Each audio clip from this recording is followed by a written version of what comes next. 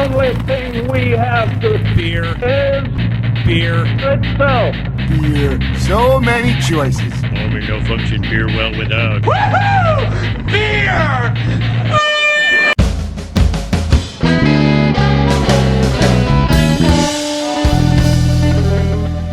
Hello, and welcome to another episode of Beer Busters, where we're going to bring you the news and reviews of some wonderful brews. My name is Dan Baker, and yes, I am joined by my co-host and brewologist, Steph Hefner. and of course the demented and fermented Wayne Baker. We have arrived. We are here Again. We've arrived again, believe it or not. We are here in, we're back in Northern Liberties. This is the second time in, I don't remember the real amount of time, but 3 episodes.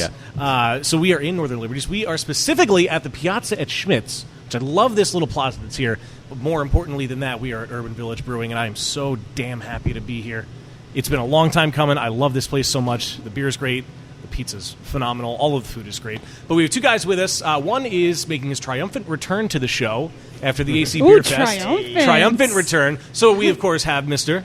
Christian Ruggieri, who forgets how to talk into a microphone. That's because they just put a big tray of beer in front of him. Big tray of beer was just delivered. Can't believe they invited you back. Yeah, right. But we have joining us then, Dave Goldman. gentlemen, thank you so much for having us out here. absolutely. I'm so excited to be here. Yeah, thanks for coming. You're just so intent on looking at the beer that you're forgetting how microphones work overall. I love that. The dedication is there. Of course. I think he's trying to figure out which one we should drink first. I was going to say, are we going to call an audible and have one of these as a sipping beer? Yeah, let's do it. Let's All drink right, one yeah, now. I was sip going one. to say that our sipping beer is currently water, but then that came through, so that joke went out the window. Always have some water, kids. Yes, you need to stay hydrated. Water. Oh, Water. speaking of Soul, that's not Soul anymore. I forgot their new name. Oh, yeah. They released a Pilsner called Wooder. Oh, really? W-O-O-D-E-R. Nice. And it might be on...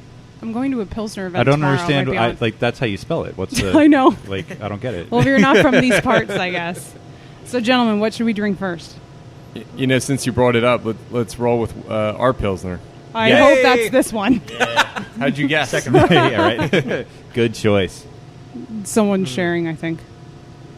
Are we short a yeah, glass? there's I'll let Christian roll with it. You sure? Yeah, that 5 looks Thanks, buddy. that 5 looks just like a 5. Yum. So what's the name of this Pilsner, then? Penny pack? Penny Pack. Very nice. I love the aroma of it. I haven't taken a sip yet. Solid crushable beer. Ooh, Very crushable. Ooh. Yes. Is this a Very beer nice. that's on all the time? This is actually one of our first lagers we've made. Sorry. Try Sorry, to I'm get not. us a 5th. I'm very front face talking. This is one of our first lagers. The first of many to come, I hope. I hope so too. When you say one of one. Yeah. Yeah. So it's the lager. first It's lager, the yeah. first, The and first the only lager. one so far. This was our first soiree into lagering. Christian was really adamant that we needed a Pilsner. I knew I Oh, liked yeah, you. 100%. It's a new wave. Yeah, It's a yeah. new wave. And I was like, let's give it a shot. We definitely wanted to do a Marzen for Oktoberfest, so let's roll with the Pilsner, prop up the yeast, and follow up with our Oktoberfest after that, which is what we ended up doing. Very Excellent nice. beer. That sounds like a good I'm plan. real happy with how it came out. The Oktoberfest is solid. Yeah. Solid. We always like to start the podcast with a Pilsner whenever we can. Yes. Light and easy that drinking. should be a rule. Yeah, Whenever right. When I start booking people, Like the first beer has to be a Pilsner. what do you call the list of demands that you send? Oh, the rider. the That's writer. our rider. That's our writer. We must begin with a Pilsner. Only green M&Ms. I feel like that's almost a reflection, though, on the brewery itself. Oh, my God, really, yeah. really lagering. And if your lager yeah. sucks, the perfection of the Pilsner, Oktoberfest, Podcast etc. over. You know, it really shows you what the brewers are doing back there. Yeah, it's true. We don't have a filter, so I was a little reluctant for that reason because I was curious about how bright it would come out. Right. But I think we did good. I'm Yeah. happy with it. Yeah, it This is is very delicious. Nice. I love Very it. nice. it is super good. It's, And it would go really, really well with pizza, which we'll talk more about later. Oh, Oh, yeah, absolutely. definitely, Oh, definitely. pizza. I love pizza so much. But yeah, we will get into all that. Remember, if you want to find us on the internet besides listening to this right now through your podcast app, you can find us on Instagram and Twitter. We're at Beer Busters. You can find us on Facebook, Beer Busters Podcast. Of course, beerbusterspodcast.com. And don't forget that phone number, 805-991-BEER, which is 805-991-2337. You can text. You can leave a message. There are no new messages for me to play. No. So I don't have one queued up. But I did get a couple of texts from somebody who still has not given me their name. But they were talking New about... podcast. Who dis? Yeah, new podcast, who dis? About going into, I believe it was Cleveland and drinking at some breweries there, or maybe Chicago. Oh, cool. And going to different ones. And The Cleveland beer scene is legit. This person made sure to point out it felt weird going to a brewery that Steph has not reviewed yet. I stopped. Steph has not written 6,000 reviews. I'm over it. I went to every brewery in Cleveland and I wrote 0 articles because I'm like, fuck this. I want to go and I want to have a good time and I want to drink and I want it to be my vacation. I don't want it to be work. So yeah, that's understandable. For long the as you amount post of on the gram. people listen to us. People don't like to read what I write, so I'm not going to write as much shit anymore. Well, all right, you heard it here first. But Cleveland has awesome beer. I Cleveland especially rocks. like Cleveland drinks. I especially like Platform. There you Yeah. go. There's my review. There it is. And of course, you can find us at Patreon. Yeah, don't forget Patreon. That Patreon. is an important one. We have a new patron to thank today We do, in our yes. patron roll call coming Breaking up news. later in the show. So if you want to find out how you can get your name read on the podcast, as well as cool behind-the-scenes perks, invitations to VIP-only recording sessions, and, of course, the wonderful Last Call, which you should really be listening to. Go to patreon.com/beerbusters to find out about all that cool stuff. Yes, definitely. And on that note,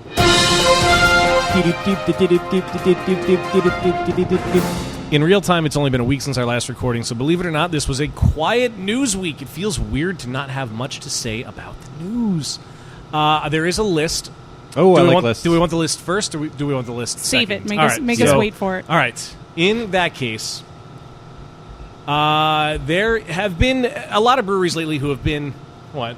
Nothing. I'm just reading ahead. Oh yeah, there have been a lot of breweries lately who have, now that cannabis is becoming a little more widely accepted, they're making beers based off of cannabis, whether or not they're throwing it in the final product or putting it in the brew process somewhere. But now there may also be some health benefits to cannabis beers. Yes, Steph. I think the whole world can hear you rolling your eyes at that. As the article from Forbes starts out, don't let the clever commercials and artistic labels fool you. Alcohol, I don't like this sentence, is one of the most dangerous substances on this bizarre planet of ours. It's responsible for killing somewhere around 3.3 million people every year worldwide. So far, depressing. But a recent study published in the British Medical Journal shows that the admiration for the bottle has taken a tragic toll on younger Americans, and it seems that deaths from alcohol-related liver disease, like cirrhosis, are on the rise across the country. Medical experts say... Glad we did this story first. I know. It's a little bit of a buzzkill. Yeah, I know, well, right? We're getting to the point where it's going to turn out a little better. We're getting to the buzz. Yeah. Medical experts say it only takes about 10 years of heavy drinking to increase a person's chance of developing this disease. And since I am now 31, this is my 10th year of drinking, so here we are. We are all fucked. All right, more depressing stuff. I have to find the paragraph that starts to not be depressing. Can I just point out that you can make research say whatever you want it to say? You can, for the most part.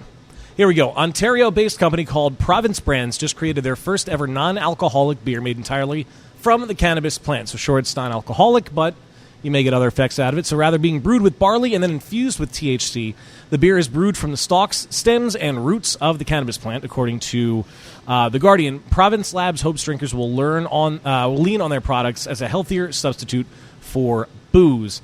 If I could create an alternative to alcohol, that's something that would change the world. There we are. That's something very passionate about.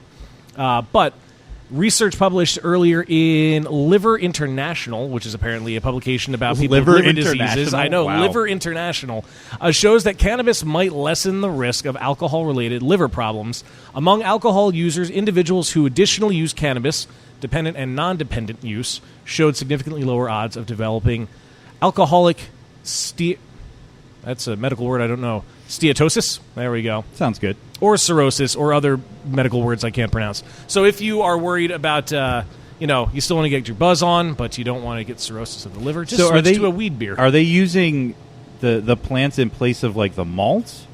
I don't understand. Well, they didn't say anything about malt when they... It sounded like a non-alcoholic. It sounded like cannabis tea. Yeah, basically. Pretty much, yeah. Yeah. Mainly like CBD Yeah. instead of Well, you might actual still get the THC. THC, but I don't know why they would refer to it as a beer. There's Yeah, no it's beer non-alcoholic, yeah. Yeah, it's not, yeah. Sounds like no It's yeast, just like a beneficial malt, drink. or no yeast, malt, or hops. Yeah, Yeah, Just- exactly. yeah, exactly. The only ingredient they Just got a was tea. water. Beer, yeah. beer, except for that. Yeah, right? Yeah, it's beer except for everything that makes it beer. Yeah. Is it being made by a brewery? It was... Oh, I clicked off of the article. Sorry. No, don't worry. I stopped listening. Imagine that. Yeah, it just says Ontario-based company called Province Brands. Does not sound like a brewery. No. But, I mean, there are plenty of breweries that are making weed beers. I mean, you have... What did we have at AC that they were bringing around? Empire. Yeah. Is that From what New that was? Belgium. New They Belgium, that's what it slammed was. it Yeah. home. Yeah, it was actually really good. We got to You try a little opened bit that of it. beer, and it literally smelled yep. like a bag of weed. It's, yeah, It was and it, crazy. it kind of tasted like blunt roaches in beer. Pretty much. You know, I talked to them about that beer, and they said that all of that aroma was strictly from hops and not Really? from cannabis. I don't know if I buy Yeah. that though. I could see that actually. I could see you getting the right hop profile that would give you. Yeah, that was the claim. Interesting. Okay, get to the list. Yeah, list. All right, so right now, as of recording, it's the end of July, so this will air in August, which means football is coming back. And it's a very important thing for us here in Philadelphia because, I'm sorry, who's the defending champion? Eagles. That's right, the Eagles. But according to Beer and Brewing Magazine, there are 12 football stadiums that you need to go to for great beer. Now, admittedly, I just pulled this up right before we started recording because I realized the other story that I had was total garbage. So It was also about people dying of Yes, diseases. it was all about death, yeah. So I have not gone through this. So has anybody been to football stadiums that are not Lincoln Financial Field? No. I No. figured you wouldn't have. No. You guys, Steph? I don't think Have so. you even been to I saw Metallica there. All right, that counts. What's the name of that stadium? The Lincoln Oh, Financial Field. I thought you were going to say in Boston because you're for some Oh, reason no, a I've Patriots actually, fan. nope. I have never been to the I had to. Tough loss. Foxborough, Yeah. Foxborough Stadium. Foxborough, that's what it is. Tell my 5 fingers that. It's okay. We won the one that counts. Yeah, exactly. The one that counts. Well, it's, which finger counts? Wait. it starts off with MetLife Stadium for the New York Giants and the Jets, where you can get some of your favorite New York locals like Brooklyn and Captain Lawrence or Blue Point, but they also have beers from Boulevard, Victory, Sierra Nevada, Goose Island, Sam Adams, and Kona. Next up is Sports Authority Field at Mile High, which is home of the Broncos, where you can get some New Belgium. I wonder if they'll have the weed beer. Because it is legal in Colorado, so that would be like a tie-in there. I don't think there's actually any THC in the hemp briar, though. Yeah, but I think I'd market the hell out of it. Yeah. Like that. It just smells and tastes like weed. Yeah, pretty much. I don't know if it actually gets. There's you probably fucked still up. regulations in place though that Oh, of you course. couldn't make you probably can't just put THC in I'm beer. sure in Colorado though they have a beer. Oh, I'm sure. Get I'm sure. your Probably. toast. Probably. But they have New Belgium, they have Oscar Blues, they have Great Divide, and then you go to Chicago for the Bears at Soldier Field, Half-Acre, Lagunitas, Revolution, Two Brothers, Haymarket, Goose Island. You can also find Bell's, Oscar Do any of Blues. these not have Goose Island? I would assume not. Goose 'cause Island's we- in Philly now. Too. Yeah, they Yeah, are. yeah. Not too far from here, right? right A couple around the blocks corner. away. Yeah. Yeah. Beautiful brewery. I still haven't been. You guys were there before we were at Yeah. The Alchemist. They're making loggers. Yeah. Not The Alchemist. Alchemist Society, I should say. I was like re-recorded in Yeah, Vermont. right. We're friends with him. Yeah. Yeah. Meredith is great. You can also go to Levi's Stadium for the 49ers. You get Speakeasy, Anchor, Cellar Maker, 21st Amendment, but also Firestone Walker, Lost Coast, Stone, Anderson Valley, North Coast, Humboldt, and Sierra Nevada. Humboldt made a weed beer. Was that another one? Yeah. I couldn't remember the other Did ones. they make an actual pot beer? Or was No, it was a hemp seed just or hemp tasted oil like or weed? something. I don't know if you really want to just drink weed beer. No, it would That no. tastes like weed. Yeah. It doesn't actually get you high. Yeah, It's kind of. just drink dirty bong water. Yeah. Exactly. I kept scrolling through because I don't want to go through all of them because it's going to take forever. Lincoln Financial Field is not on the list. Ooh, What beers do they even have there? I couldn't tell you. I got a can of Goose Island. oh no, at we one point. saw Billy Joel. Oh no, that was at the Philly's. ballpark. Never They mind. Yeah. have 312 usually. Yeah, everywhere. I got that there, and of course like Yingling and all that fun stuff. Detroit, I saw was on the list. Let me scroll back to them. In the club level at the Link, they have a pretty good setup, but it's only in this one place, This one and the corner. rest of the rest of dark the stadium corner. is There's like nothing good. Of course. Yeah. Yeah, Come see me. they have like a little area where there's like 3 really cool restaurants and doors of really great craft beer, and that's it. And then just that one little spot. Yeah. You can go to Ford Field in Detroit for the home of the Lions. You get Bell's, Atwater, Griffin Claw, New Holland, Perrin, Rochester Mills, Right Brain, Frankenmuth, Dragonmead, Shorts, and Sheboygan. Sheboygan. I had to think about how to pronounce that. And even though they lost the Super Bowl this year at Gillette Stadium in New England, you can get Lord Hobo, Harpoon, Sam Adams, Cisco, Wachusett. Did I say that right? Wachusett? I've actually never heard of them. Neither have I. Blue Hills, Mayflower, Berkshire, Blatant. But they also have Heavy Seas, The Shed, Long Trail, Smutty Nose, Stony Creek, Shipyard, Two Roads, Allagash, and then Southern Tier, Victory, Oscar Blues, and, you guessed it, Goose Island. Of course. So if you find yourself outside of the Philadelphia area, at one of these stadiums, you can get yourself some good beer. I'm sure other ones have good beer around, too. These are just the ones that were featured by Beer and Brewing magazine. But that is all I have for the world of news. Great news. Yeah, I know. It was a slow week. I looked pretty long and hard for these. Thanks, Dan. Thanks for your hard work. That's what I do. But we are here, as we mentioned, we are in Northern Liberties. We are at Urban Village Brewing, and we're sipping on this wonderful Pilsner that I have like one. You still have some left? I Are was we ready to move on to I the was next beer? talking for the majority of that. You guys I've been sitting here weren't. dry for a minute. I know, right? We all just finished our beers during the news segment while Dan just talks. And people find me more interesting when they drink. He just caught up. It's fine. Pretty much. But you guys just passed your first anniversary not too long ago, right? Yeah. That's Yep. awesome. Well, congratulations on that. Thank you. That was what, beginning of July, was it? June 1st. June 1st, beginning of Wow. June. Yeah, Dan and I were here for your media day before you guys opened. That was Okay. the first time I was here.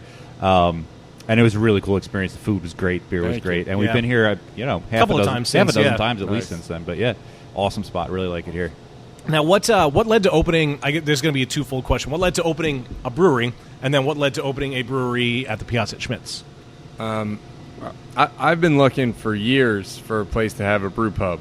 I've been in the restaurant business a long time. Food service, I've been working in since I was 11, and I'm 40. So I've been doing this a little A bit. long time. And I started making beer a few years ago. My wife, then girlfriend, bought me a homebrew kit, and I enjoyed it. I think like a lot of people, you assume beer is something you purchase, not made. Right. And then when you started getting the opportunity to make it, and you're real happy with what you're making, you're like, oh, this is a lot of fun. I would love doing this. And I started looking for a place. And one thing that stood out to us is, we travel a lot, and we always go to breweries in different towns we're in. And we love it when there's like a really nice outdoor theme to it. So it was a matter of kind of finding a location where there's an opportunity to do something fun outside and would be in a neighborhood that would be receptive to craft beer. So that took a while. And, it was hard to find a space that was right. And this space became available. There's a huge patio opportunity. 2nd Street, Northern Liberties is a great area. People around here love craft beer. All the bars and restaurants on the block, or all the way down the 2nd Street corridor, all have a great craft beer program. So we thought this would be a perfect fit, and we were able to work out a deal with the landlord to make it happen. Very nice. Now, what was when you guys came into this specific space? How much of this did you have to build out, particularly for like the brewing area, and how much was like already kind of in place for Everything what that you was needed? here was useless. Okay, I kind of figured. So so there was a few things here. I don't know what was going on here. There was a bar restaurant that took up the majority of the space. Mm-hmm. They had this little offshoot pizza shop on the side, pretty much exactly where we're sitting right now. Oh, okay. That I don't know if it ever got used. And then where our walk-in box is behind me was the gym for tenants of the Piazza. Oh, okay. So we took all of those spaces, combined them, and demolished everything that was here, and then started anew. Wow. So yeah, we just this is completely different from anything that was here. I can imagine. It's beautiful. I mean, we're in the brewery right now, but this is very nice and clean, and the restaurant is, it's a beautiful bar layout. The ambience there is just perfect, and you have the open kitchen, which I really like. Mm-hmm. So you can see the pizza going into the oven and coming out of the brick oven, which is great. Now, was that something that you had always wanted to do, was brick oven pizza then? Yeah, and one of my partners, who's a very good friend of mine, Tom Ravelli, he and I would homebrew together all the time, and we'd work on our beer recipes, and simultaneously we knew we wanted to have a pub, and what was going to be the feature of the pub was going to be our pizza.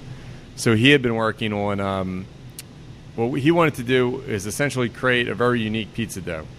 So he had been working for years on cultivating his own mother yeast from the atmosphere. So the yeast that our pizza dough is naturally leavened. There's no commercial bought yeast. It's essentially a sourdough pizza. It proofs for 3 days. It's really packed with flavor. But he started that mother, I don't even know, 6-7 years ago. Wow. So he would come over and try and make the pizza while I was making the beer, and we kind of help each other out. Right. And so that was always, the program was always special brick oven pizza with large selection of special beer. And that was it from day one. Very nice. It's such a perfect neighborhood to have this.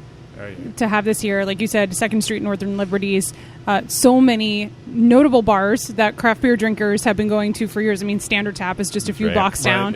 yep. There's a Foodary location just across the street from there. So to have something new on this street, not so much new anymore, I guess a year now, but I think it is the perfect area. And really, I don't think there's any pizza places, at least not a nice sit down. There's a lot of Mexican places on this block, which are super awesome. But and you have people that travel to the neighborhood. You have people that literally live right here. I was thinking that as we were walking through earlier. I'm like, damn. I'm so jealous of the people that get to live right here. I wonder, did the rent go up around here when you guys broke ground? It might have.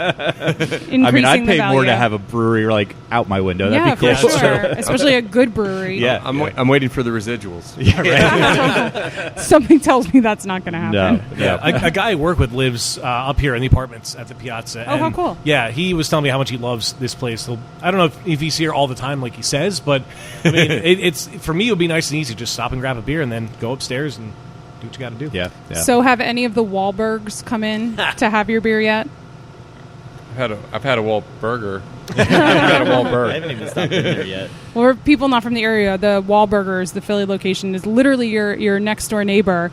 And we have eaten in there, and they said that the brothers do come in the area now and then. So you'll have to like tweet at them or something and say, next time you're at the Stop Philly in, grab a location, beer. stop in for a beer. That'd be kind of cool, right? Wonder if we would. I wonder we'd recognize them. Freddie Mitchell was here last week. Or Yeah. 2 That's weeks cool. ago. That was kind of cool. neat. Fred X. We had the Creed staff in here the too. staff- that was pretty the sweet. staff They was were really filming cool the guys. movie. came in. Okay. Oh, okay. They took over almost Oh, nine shit, times. Not the we band. We had Not the Scott band. Stapp in here one night. Don't know how he can afford a But I beer was nowadays. thinking too. Oh. That's Ouch. a zing. So should we drink another beer? I think we should. Yeah, let's sip on something else. So we got Sofa, Fitty, and the Cask. What should we The do Cask first? is going to be a Belgian beer Whoa. with cinnamon stick.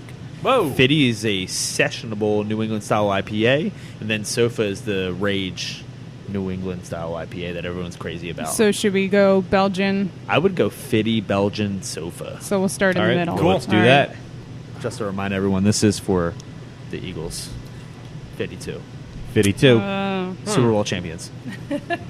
We won. in case you forgot. In case you forgot. Oh, this is good.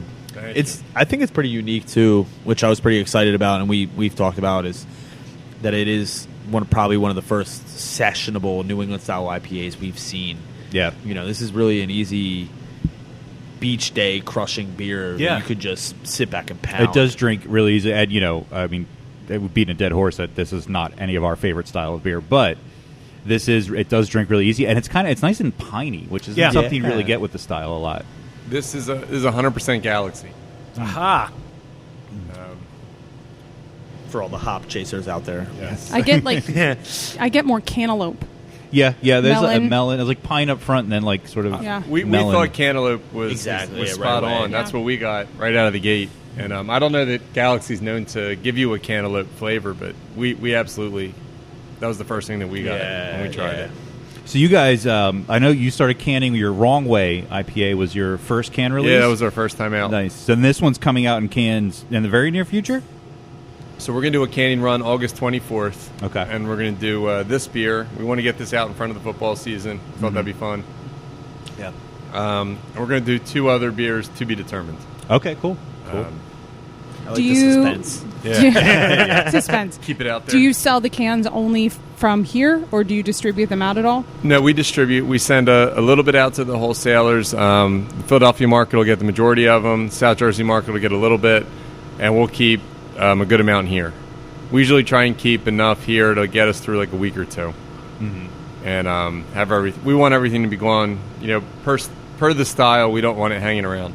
Right. So we want to make sure everybody gets it pretty quickly and gets the chance to consume it fresh. How are can releases for you guys here? Do you guys get like huge turnouts for that? People. We've only done 4. Yeah. Yeah, they've sort of like ramped up each time. Yeah. So we're still like building that as part of the things that we do here. So we're excited for the next one. So we're very limited on space. No. So while we're canning it, that is canning day. Yeah. They can't do anything else. Correct. And we released it immediately, and we have to arrange it with the wholesaler to come get it because we can't store it. Right. The one thing we're thinking about doing differently this run is we might not release it that day. We might schedule something because, like you said, it's been getting busier for it, and it's such a hectic day that we're in here canning, and everybody's looking through the glass at us, like where are the cans? And then we're trying to chase, like, we got to get done before the wholesaler gets here. It's always been a very hectic Sounds day. very stressful. Yeah, it sounds like it. Yeah, we're I like, feel like the diehards though come in and buy in bulk. Like Yeah. there's some people that come in and buy like cases. Yeah. like a lot of beer Wow. at a time. Trade it with other Yeah. people on Facebook. yeah, I saw a Instagram or Facebook post of somebody doing a can trade, and one of our beers, I forget which one, I think it was Sofa King, was in, like, the Bahamas. Yeah, I'm that's like, awesome. how did this beer ever get there? Yeah. That's kind of cool. That's awesome. Yeah. That is pretty neat.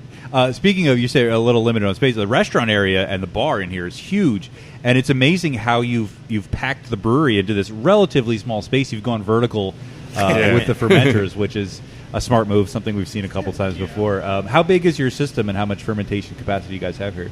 It's a 7-barrel brew house, and we have 4 7-barrel fermenters and 2 15-barrel fermenters. So we can do about 8 days of brewing.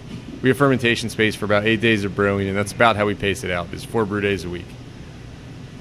And how did putting together a lager affect your normal brew schedule? So we got ahead. So we're somewhat fortunate. So the tanks that are stacked are actually our bright tanks. So those are going right from tank to tap. Okay. But we have a manifold system in our walk-in where every line can be from tank or it can be from keg. Okay. So essentially, we let the lager do its lagering in the bright tank, and we just put kegs in front of it so that it wouldn't jam us up. Oh, okay. We could Okay. never do lagers if we had to hold up a If you had fermenter. to- right. Yeah. Okay, that's cool. Yeah. You can throw in the kegs to cover the space while it's in there. That's Exactly. Cool. Yeah, definitely. Now, going back, since we're back on the lager train, you mentioned the Oktoberfest, the Märzen beer. When do you anticipate releasing that? Are you going to release it in September during Oktoberfest season? Yeah, that's an awesome question. Early September. When the beer is ready. Yeah. No, so I would say the beer's basically ready now. I'd like to let it rest a little longer.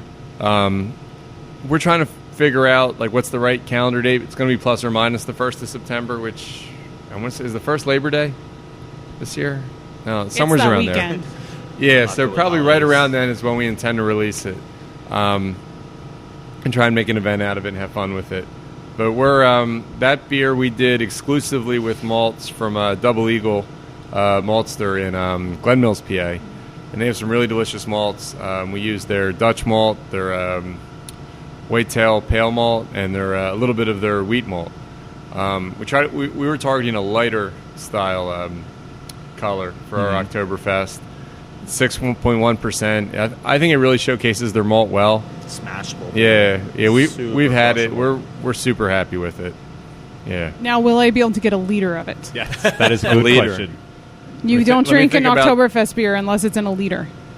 You know. We should do Steins. Yes, That'd be exactly. sick. So I had a brain fart the other night that we could promote that if you bring in your own Stein, we'll fill That'd be so cool. Okay. it. Yeah, you know, so cool. because we don't have Steins.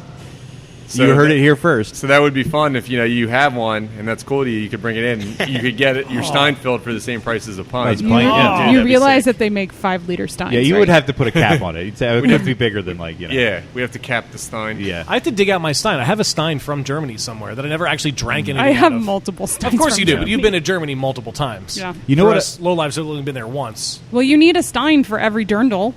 A You Stein can- for every dirndl. Wow. Yeah. Episode title. Do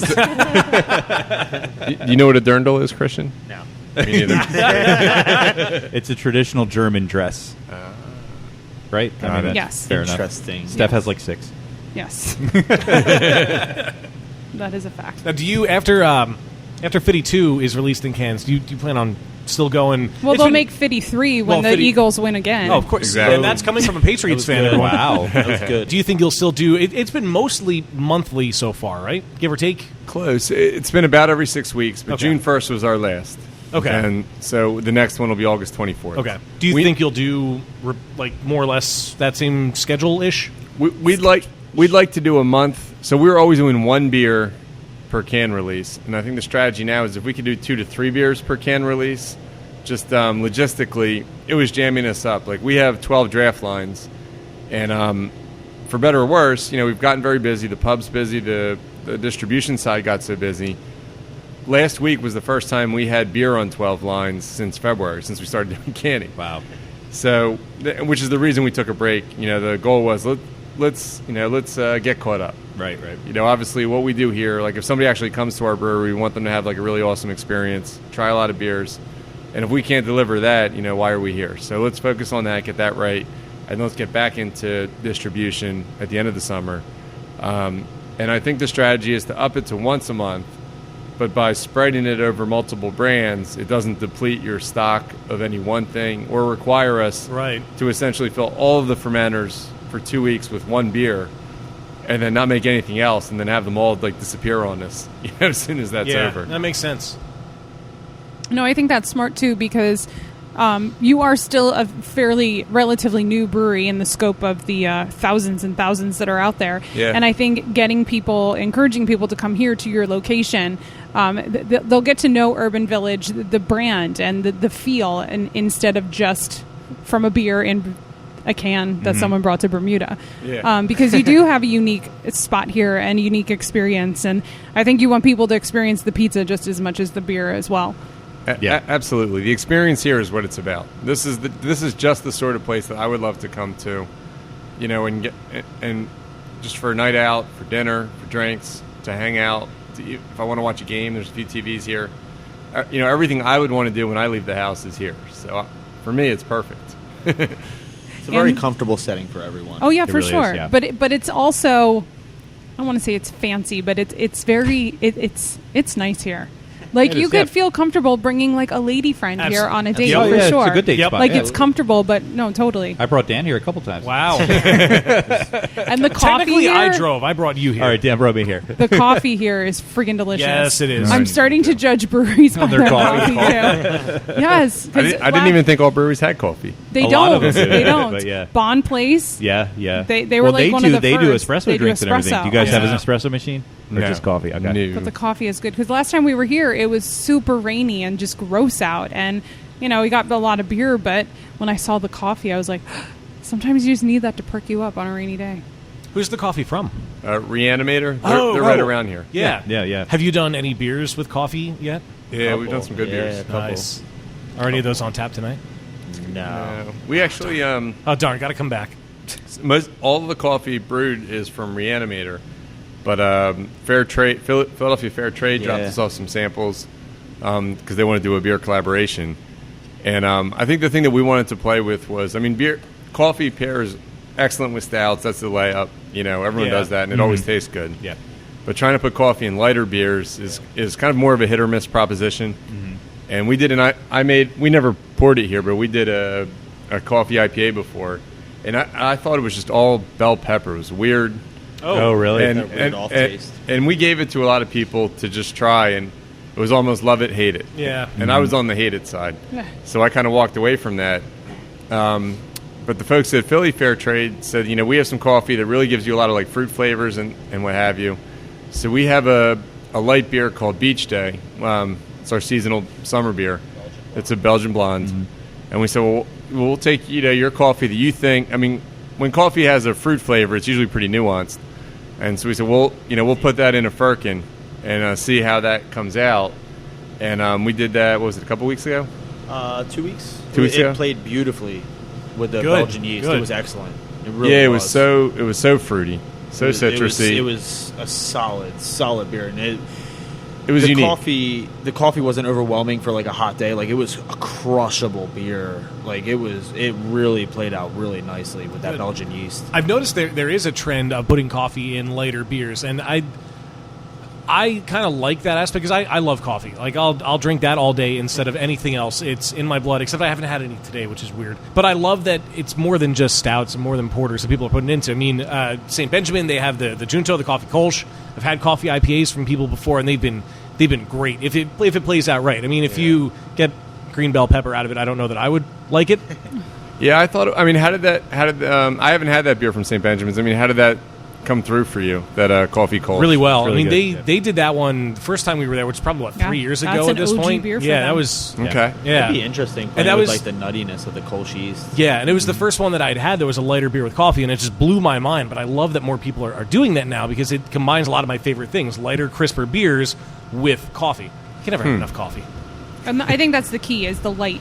Because Oh, of you course. always want, coffee beers are so good, but stouts and porters can be heavier, especially when it's warmer out. So Yeah. it allows you to have your beer and coffee year round. Exactly. Yeah. So is this is the current beer in the cask, This is right? the cask, Yeah. yes. Right. All right. This Start is whipping that out. Christian Wolf. No, this No. is No. actually Nope, American I misspoke. pie. Ooh. Oh, okay. Ooh. Get a little bit of That that. aroma. Oh. See what you Holy think it is. shit. Wow. Let's see It's what like you- apple I mean, pie. yeah, I kind of figured it was like apple Apple pie. Yeah. pie. Love it. Yeah. Oh my god. Yeah, this is a Dan beer Oh. for sure. Ooh. So that's our nectar with cinnamon sticks, Mhm. aged on cinnamon sticks. I'm a huge advocate of cinnamon sticks. All about the cinnamon I love sticks. cinnamon. That's really nice. Cinnamon stick advocate. I am. Interesting. Somebody's got to stand up for Actually, cinnamon sticks. to circle I back can't let them get bullied around. Yeah, to right. AC Beer Fest was chocolate sticky buns was Yes. coffee chocolate. Oh, I and love cinnamon. that beer that's so right, much. that's a good one. Everyone raved about the beer. That is my. It was incredible. baby. That was my baby. Aw. I had that the last time we were here, and that's what I finished up with because I knew I didn't have any room for any kind of dessert. So I was like, let's just do a dessert beer, and There you go. it worked so well. This beer is almost like a dessert beer too. This really drinks like apple pie. It does. It does. really yeah, it's like exciting. it's like getting like a fruit dessert as opposed to like a heavy chocolate dessert. I just think Yeah. like instead of cinnamon powder, those cinnamon sticks bring a whole new definitely. aspect to the Yeah. game. Like you get a whole nother sweet. It's not like that intense cinnamon powder. It's a really sweet, drinkable, end it's product. more subtle. Yeah, yeah, Exactly. and it's more like earthy. How do you get like the apple flavor in there? Is it just implied? Is it from the yeast? I really think that's the yeast Okay. playing with the cinnamon stick, but Okay. it's also some other stuff going on in Yeah. the I mean, nectar. alone. it could be all the apples. You What got is you got a nec- bunch. You got a couple additives. It's a Belgian beer with. Apricot and peach puree. So, what kind of Belgian beer? What's the base style of the beer of nectar? Wheat beer. Oh, it's a wheat Belgian beer. wheat. Yeah. So it's we didn't name it till we tried it. I mean, there was not a goal of producing an apple pie beer. right. It was Went just through a we have couple this really names. nice fruit forward wheat beer. Let's get the cinnamon stick advocate to get his item in there, and then let's see where it lands. Cinnamon sticks are underrepresented. Yes, Of yes. course. And what's the ABV? 6. 6. Yeah. It's nice to have a lower alcohol beer that gives you that like Like a full body flavor. dessertiness Yeah. feeling because usually they're the higher alcohol Oh, beers. definitely. Yeah. Well, what was the ABV on the sticky bun? That was high. The eights. Eights, Yeah, I thought it was yeah. up there. Yeah. Yeah, That's like a full-on dessert. Beer. Oh, absolutely. You got like that was like a hearty beer to drink. Love This that. is a little bit smoother, a little bit easier to bring down. Yeah, definitely. It's not like a chunky Yeah, drink. I love this too because this is going to sound dumb, but if I'm going to have dessert in summer, I think like an apple pie kind of fits because you can throw a scoop of ice cream on it, Yep. and then in the winter a sticky bun because you warm it up and let the icing melt. So like it's perfect and plays into the seasons very well. Definitely. Now, I don't You're know. a dessert beer expert. Yeah, yeah. Dan's a dessert beer advocate. I'm a dessert advocate. Dessert let's just advocate. let's yeah, just say that. yeah. I don't know much about beer cocktails, but I feel like you could do some cool stuff with this. Yeah. Oh, for sure. Yeah. Like you could even sprinkle some cinnamon on top or put like Yeah. a cinnamon stick in it. I know cinnamon sticks are expensive. They're delicious. I know It doesn't they are. matter. But then you Worth could like it. It's so could suck Ooh, on you it. can throw like chew vanilla on it. in somewhere too. Use it as a straw. Yeah, see, you and I are on the Expensive same straws. page. We're connecting. I like it. All right. We kind of play around with our firkins, which is so nice because Dave, is very open to any ridiculous ideas I have. He also throws out some awesome stuff, and it kind of just it varies. It's not always desserty. It's not always sweet. It's not always. Sometimes they're funky, sometimes they're god awful. Yeah. Sometimes Absolutely. they're brutal to drink. But he gives me the free roam, and Tom's very accepting too. He sometimes just looks at me like, "What are you thinking?" But it's very nice that I had the open field to kind of play with. I like that. I like that you will openly admit that some of them are god awful. Oh, absolutely. because it means Trial that and error. you're not afraid to try whatever. absolutely not. Yeah, When yeah, the Philly Fair trade people dropped off that coffee, they were trying to plan this big event to come there and bring their team Like, out. no. I was like, listen, you might just want to come first by yourself and make sure you like this before you start hyping it up. You could just make us both look bad. Believe it or not, chocolate sticky buns was actually a Firkin beer at first. oh, I really? could see Yeah, that. That's yeah. where it was Yeah. born. Was that, and we were like, "Holy shit, we have something here." Yeah. I don't know if I'm allowed to curse. Sorry. You can say whatever the fuck you Yeah. want. Oh, totally. Perfect.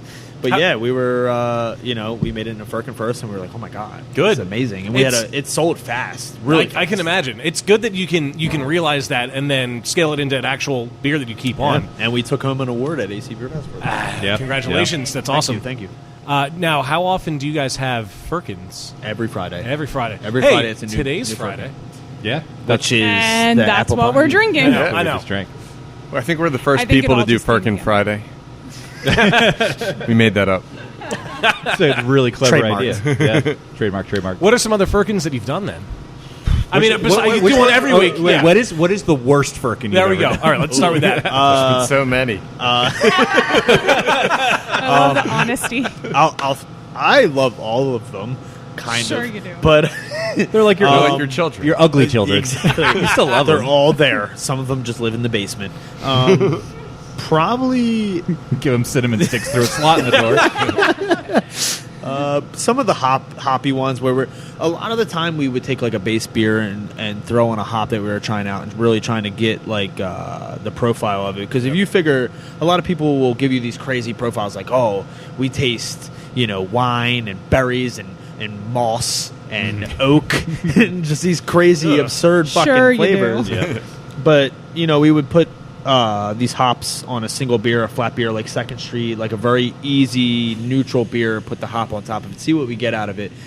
But probably the worst of recent was I tried doing a tequila-ish beer, which margarita style more maybe. It was the Goes I with love how your voice went super high pitched because there. they told me it tastes like guacamole, which it didn't. Oh! It did not taste like that. I don't even remember But, this beer. no, it was the Goes. Goes with what on it? It was Goes with the blue agave and lime. Remember, Tom was like, "Oh, this is terrible." This tastes like- I absolutely like remember guacamole. Tom saying like this beer's awful, but I didn't remember what beer he was It wasn't talking that about. bad. It wasn't that bad. We All tasted right. it, and you were like, "It's not that bad." I was like, Dave likes it. Come on, Tom. Come on, guy. Probably that was. We probably only the had to worst. pour out like 80% of it. We only dumped 3/4 of the. You should have added some jalapenos to it. And Would've then been just that's fine. what, that's what it was missing. accentuated Yeah. That might have helped. Or some cinnamon sticks. Yeah. Of course, No. sets it apart. So what's the best firkin? Yeah. Probably Sticky Buns. Sticky buns. Sticky Yeah. The buns one that is became a big, beer, yeah. obviously. Yeah, Yeah. Sticky- Yeah. We've had a couple 'Cause that it wasn't turned a beer into in the first beers. Well, I mean, you know what I mean. Honestly, this one that we drank just now, I think, is one of the better Yeah. This one's solid. It's This good. one's solid. Still, Better- Sticky Buns has a special outcomes. special place in my heart. Of course. This would be awesome I on love Nitro. cinnamon buns. Yeah, Yeah, that's not a I bad was, idea. I was actually thinking a little lactose on there.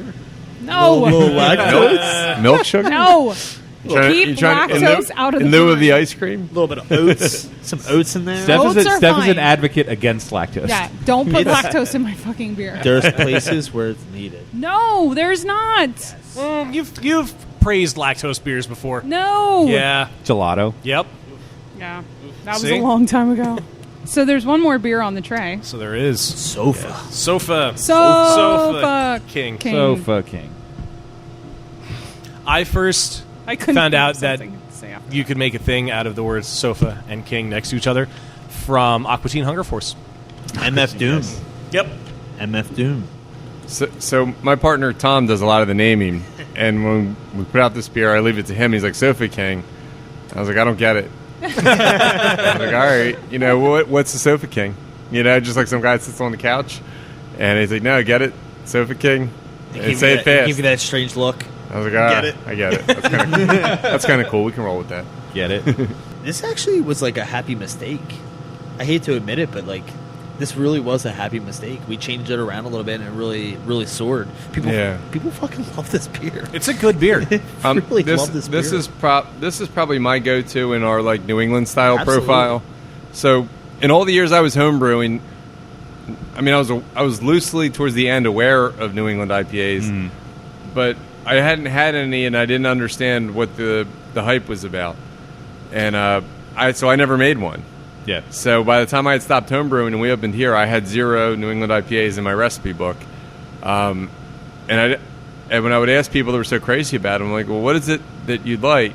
Can They you look good on Instagram. can you articulate what it is? Yeah, what is it you're going for? Orange juice. Yeah, and that was always a challenge, and I was like, but then at some point after we opened, we realized like, well, this is what everyone's asking for. Cool kids want to drink. Yeah, and we want to be cool.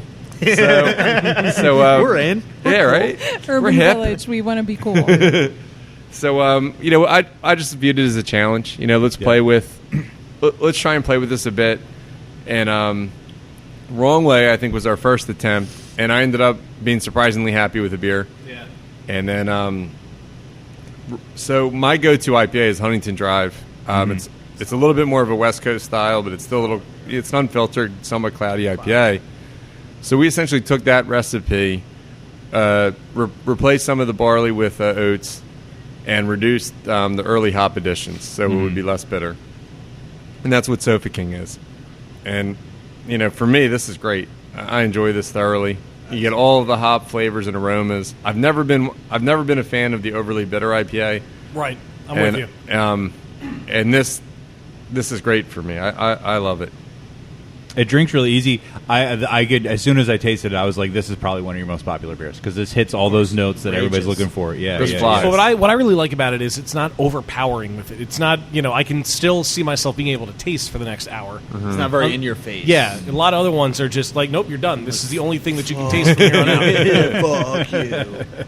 How many New Englands do you typically have on? Because this is now the second that we've had. Second today. So that was one of the.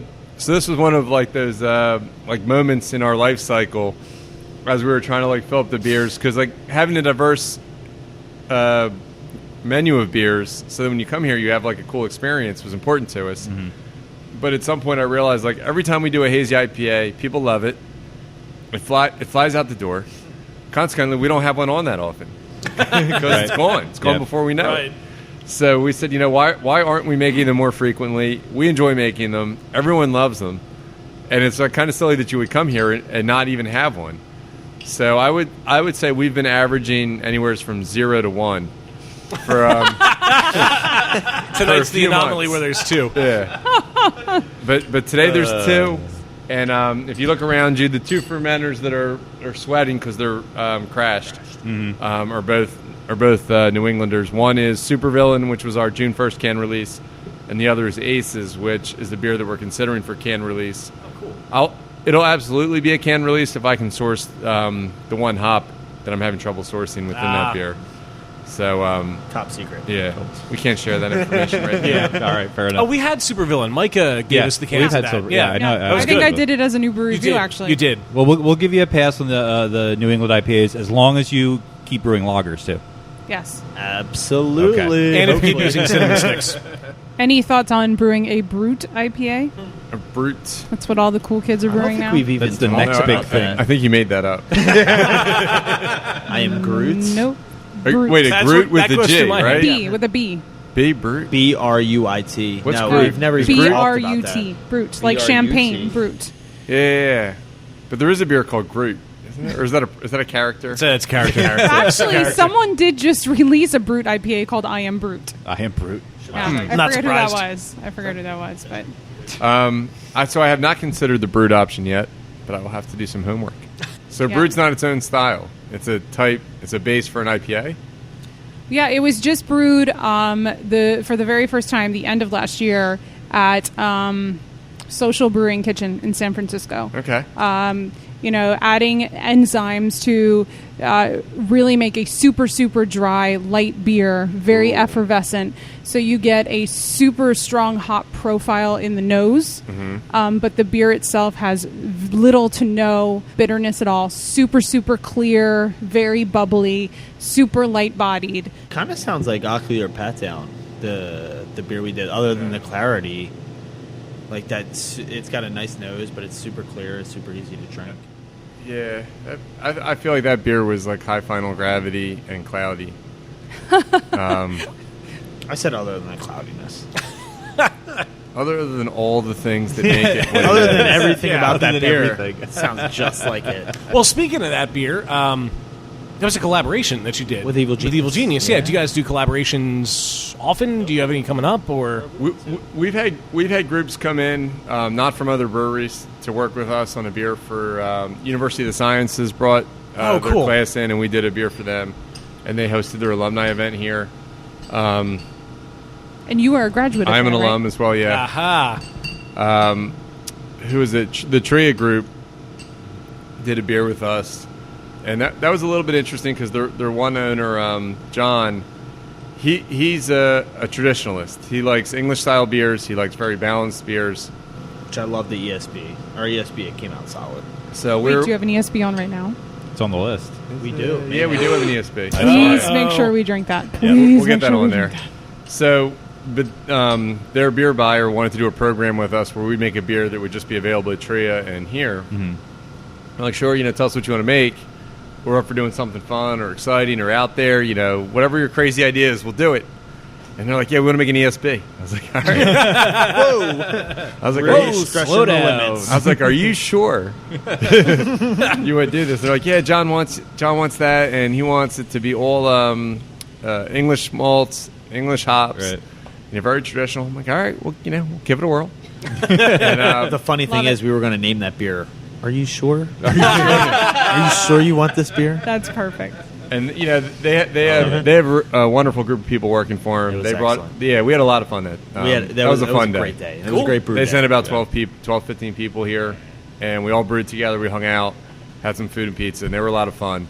And really, the consensus was, I can't believe we're making an ESB. You know, this is so bizarre. And I was like, you know, whatever. We'll make the best. We'll give it our best shot. It turned out amazing It- too. I love It was good so- When we first Yeah. got it out So of the excited about tank, that it was beer. it was solid. Yeah, I couldn't. You know, I was pleasantly surprised, and we've Yeah. made it again as a result. Yeah, cool. So that beer is called Triple B, BBB, because he always emphasizes to his employees balance, balance, balance. in beer. Yep. Okay. Earlier we had mentioned the Wrong Way IPA. That was the first can that you guys had done. Now there's a story behind the name of that beer. Yes. For anybody who's not aware, so it's named after, you guys had a pretty wild accident here. Yeah. Not too long after you opened. Wasn't it like the week after you had opened? It's like a month. A month? Yeah, and it was Brew Hall 2017. There was somebody who drove a U-Haul, went the wrong way down 2nd Street, and then crashed into the window that is like right by the hostess stand, right? Oh my Yeah. god, I remember Yeah, that. see? Exactly. Yeah. So, crap. were you in the building when that happened?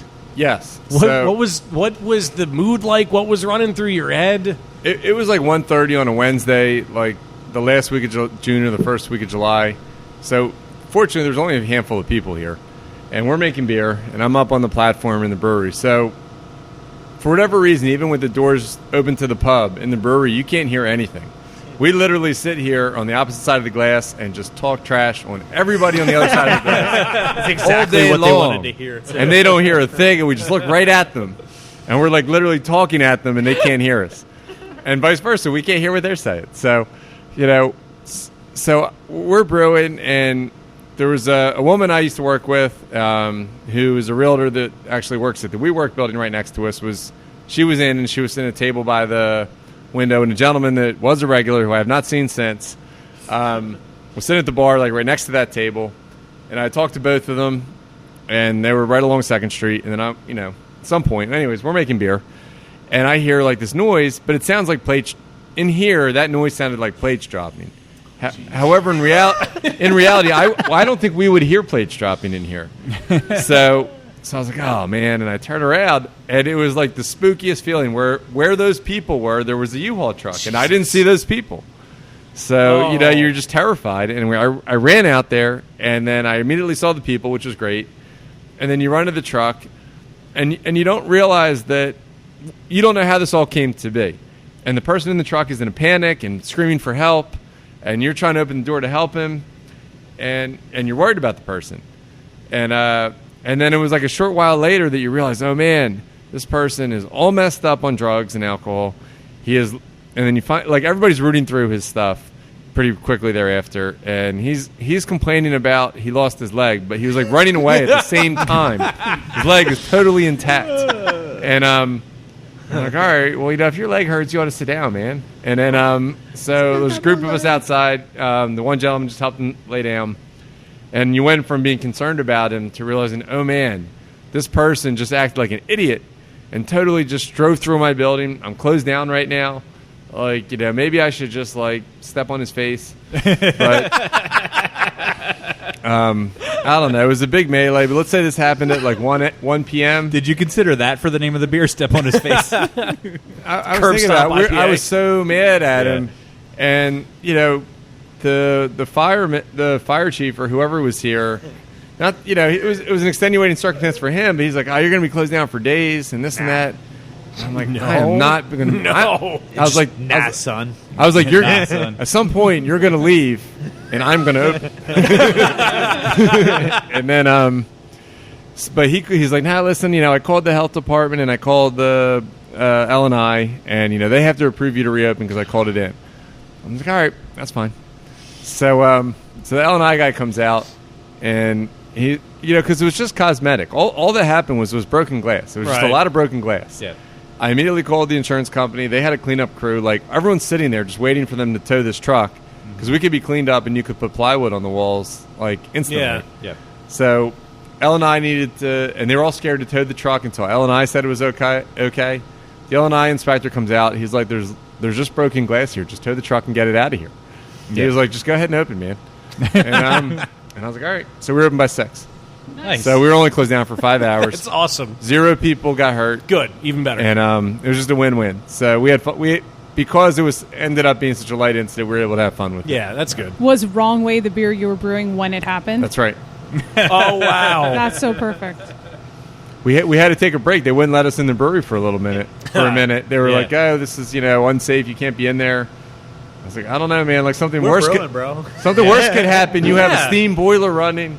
Yeah, it's true. It could all like explode. you're totally detached from all of that back here. This is totally enclosed. Yeah, that's what I said. I was like, "We'll close the doors." It's probably safer back here than out there. Honestly, if we closed those doors and we came in the backside, I don't even think anybody would realize what was going on. Yeah. True. So right. Wow. So you go from that to then having the beer and the can release and everything. And you were saying before we started recording that you are looking at expanding now too, right? Yes. So we, I think as we kind of touched on earlier, we've had to scale back on our canning runs, and we're trying to kick back up at the end of the summer. Fortunately, we can't keep up with this space. This space was never designed to do any amount of distribution. It was always meant to just be a pub brewery. But we really enjoy the distribution. We enjoy getting our products to other people. We enjoy the fun we have making the artwork on the cans and having people, have our cans. And we want to continue doing that. But we cannot keep up within this little brewery here. So we're looking at a second space that hopefully we're waiting on approvals for, and hopefully we'll around this time next year have a second brew pub. Cool. With a larger brewery. Nice. That's laid out in a fashion that would facilitate distribution more so than this one would. I know you probably can't go too heavy into specifics, but is it still within the city? No. Okay. No, we feel that we have one in the city. Yeah. This is it. We're leaving this. Ideally, if the space that we have in mind occurs, it will not be in the city. Interesting. Well, I wait with bated breath. Yeah. I know, right? Sounds good. I'm we will excited. keep That's you really posted. cool. Yeah. Well, there's a Beer. tray of beer on the table. Dive into some beers here. Yeah, absolutely. There's a hell of a gradient going on. Really Are we is. going It- light to dark? It's actually pretty beautiful Not the way dark it is. to light. Not dark to I light. think we go here. Are you going to skip? We're jumping around. Skip. Yeah. You're gonna- Which one was definitely. first? Let's I think start we're this. gonna go This second one street here. first. This You're going to Second screw Street. everybody So up, Blondale. Christian. All right. This is almost intended to be like our gateway drug, if you will, into craft beer. Yeah. It's all Citra hops, but not a lot of them. Ooh. So you do get a nice grapefruit notes. So for me, as someone that predominantly drinks IPAs, I'm on the beach. I don't want a 7% heavy IPA. This is the beer. This is something I might enjoy. Also, if you brought your friends in here and maybe the Pilsner's not on tap, and this person's typically a Miller Lite drinker or something, this is something that they could hopefully Gateway. enjoy. Yeah, a bridge, a nice bridge. And realize what they're missing out on with all the hop flavors. It's a very subtle, easy way to bring someone into understanding and developing a love for like a hoppy beer. It's very subtle. It's very drinkable. It's very easy. It's very low in ABV. You can drink a ton of them and not get super smashed, but you're still able to really accept that yeast and hoppy goodness. It is very nice. It's very easy drinking, and I Very think it is smooth. a Very, perfect, very- like you said, gateway beer. Yeah. Exactly. I don't. All right. So I don't know that I like the term gateway beer, and this is probably me just thinking it through because I understand what you mean with it, but as somebody who's deep inside of that gate, I'll still come back to this. Oh, absolutely. For sure. Absolutely. I don't know I'm being a little picky. I'm sorry. People that are deep into bad things still come back to their gateway truck. Man, I love that heroin. Let me get some weed. Exactly. Well, yeah, and I think that's the point. Like, I wouldn't drink the IPAs that I enjoy the most. I'm not going to drink in every circumstance. True. True. So this is still for me. It's Like, an everything I everyday make drink. in some manner is a beer that I would enjoy drinking. But simultaneously, it's meant to. We're not going to put this out there as here's our hoppy IPA. Right. This isn't my oh man, I want the hoppiest. I want the biggest aromatics. This isn't it. But there's a place for it. For me, it might be, okay, it's really hot out. I want something light. Yeah. Oh, of course. For the next person, it might be, well, Second all I drink. drink is light beer, so what's on your menu that I can try? Right. And that's kind of Yeah. the space it's trying to live in. I would almost say, rather than your qualms with the term gateway beer, I would say maybe even the idea of a gateway beer is becoming irrelevant. Though, because I don't, Yeah. like, I mean, there comes a point where you're not really recruiting people that are drinking macro beers, because all the millennials that are growing up now drinking beers, they're all drinking craft beer anyway. Well, I mean, it depends. True. I think- Discuss. I think we're at the point, though, that there's enough craft beer drinkers that if they're not, it's okay.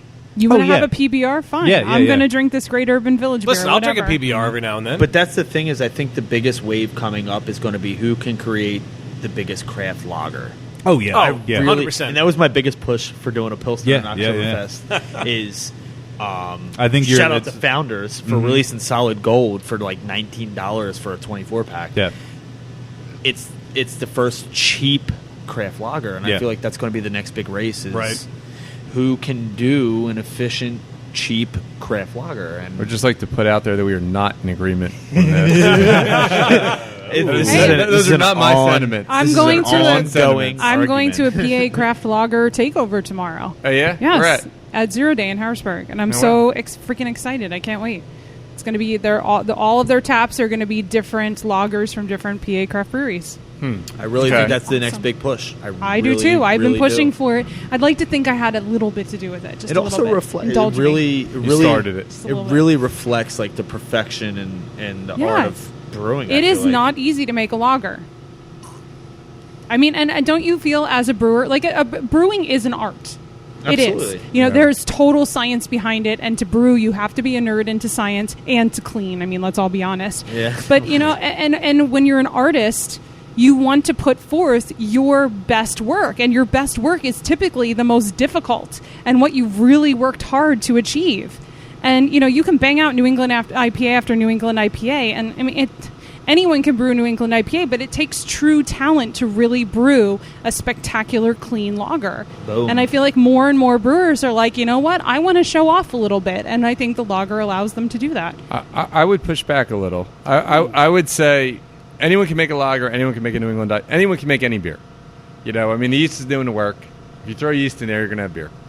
But I think it's, to me, a greater like a lager, because it's a cleaner beer. I mean, if you understand the process of making beer, you're going to have a lager. There's so much more. The IPA is so reliant on the hops, which are so much more of a wild card, and have such more nuanced flavors that are so critical. I find that much more challenging. Like, we've had a lot of fails on our New England IPAs where you know, you try that hop blend and it just didn't really work out. Or, you know, whatever you tried in your process, there's a lot more points for failure.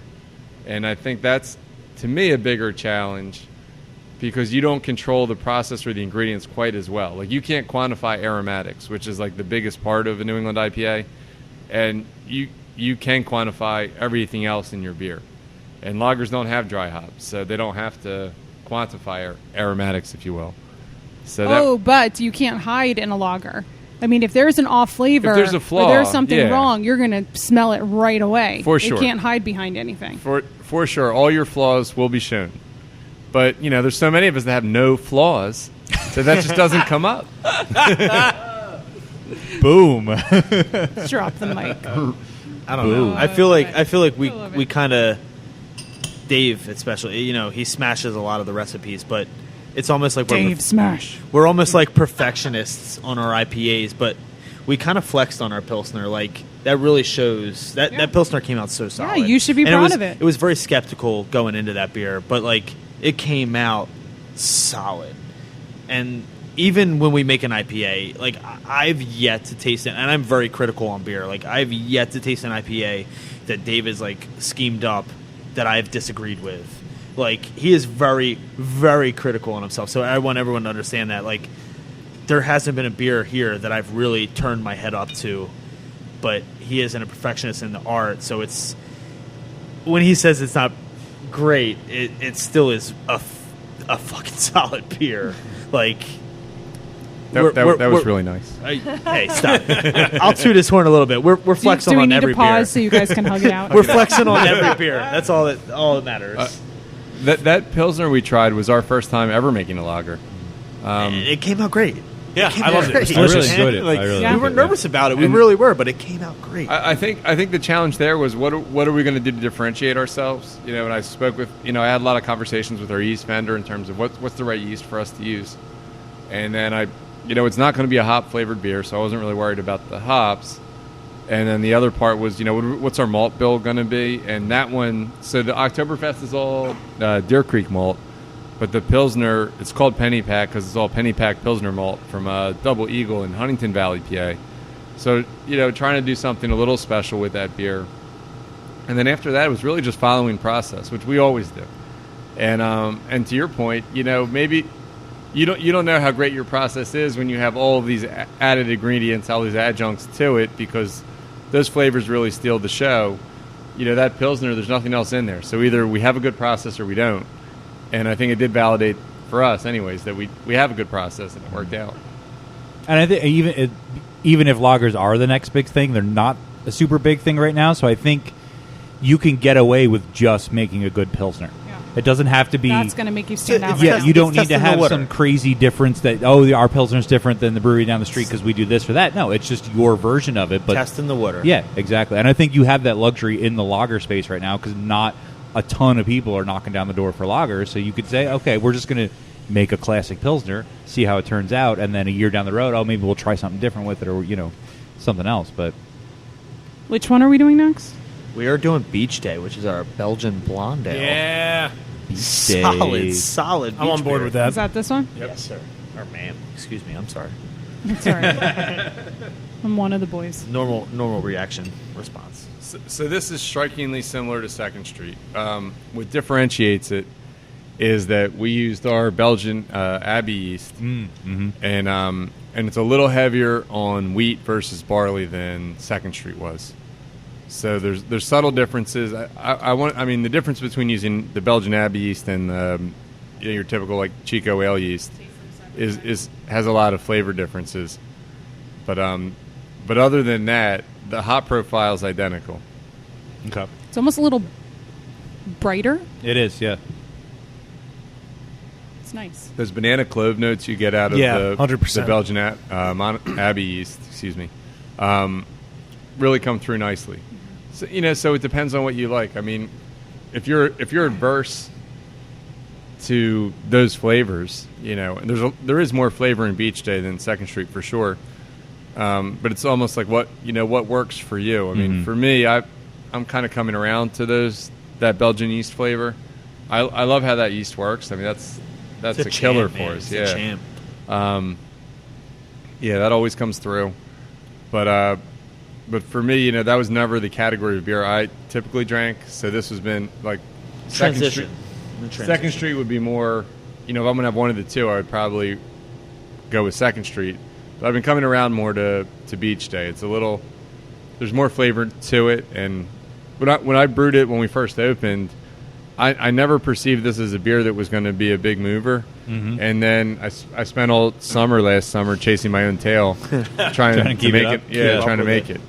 It's very. It's definitely. It's bolder. It's sweeter. It's fuller bodied. More fuller bodied. It's a Belgian beer Yeah. that's light ABV. If you're looking for that Belgian yeast taste and you're chasing a Belgian beer, which I feel like it's like a little brother to our Wildy. If you've ever had our Wildy wheat, it almost is like a subtle, easier, almost watered down version of our Wildy. This and the Second Street are both the exact same ABV, 4.8. Just Wow. two different yeasts. Yeah, pretty much. yeah. Change in yeast, slight manipulation in the malt bill. Hop bill's identical. I would if like if I didn't know that, I would think that this was higher, just because Yeah, it has that definitely. Belgian. Whenever I get that Belgian sweetness, I'm always like there's probably a little more alcohol There's here got to be than I more think. alcohol in here. Yeah, than I think there is. Yeah. I just remembered something. You guys did the Beats beer, didn't you? There we go. Yeah. Yeah. Yep. That was my favorite beer at AC Beer Fest. Oh yeah. Yeah. Yeah. Awesome. That was really Yeah. nice. Yeah. And when we did Last Call there and we talked about favorite beers. We did, I yeah. talked We about brought that one up. That yeah. was I so have good. I have to give credit where credit's due on that. So one of my classmates, who is a friend from U Sciences, so we would make beer every Monday at my house, and it was myself, Joey, his name's Joey, and Tom, my partner here, and so everyone would kind of take turns, like, what are we going to brew? And it was Joey's turn. He wanted to do a 3% Berliner Weiss, and he wanted to take half of it and put beets on it, and the other half put coconut and mango on it. And I was like, oh, man. So I was like, all right, we'll do it. Whatever. I didn't think it was good. I honestly did not think it was a good idea. I was completely just trying to be a nice person and pacifying. So we did it. And the coconut mango beer was an utter fail. That was it smelled like dirty socks. Ooh. It was awful. That's a shame because it sounds like it could be funky fruit to work with. Sometimes. Those two things sound nice, but they didn't work out. It didn't work out. So, but the beet the beet half was amazing. We were blown away. The color was amazing. The flavor was amazing. We loved it, and that's one that we wanted to continue to make.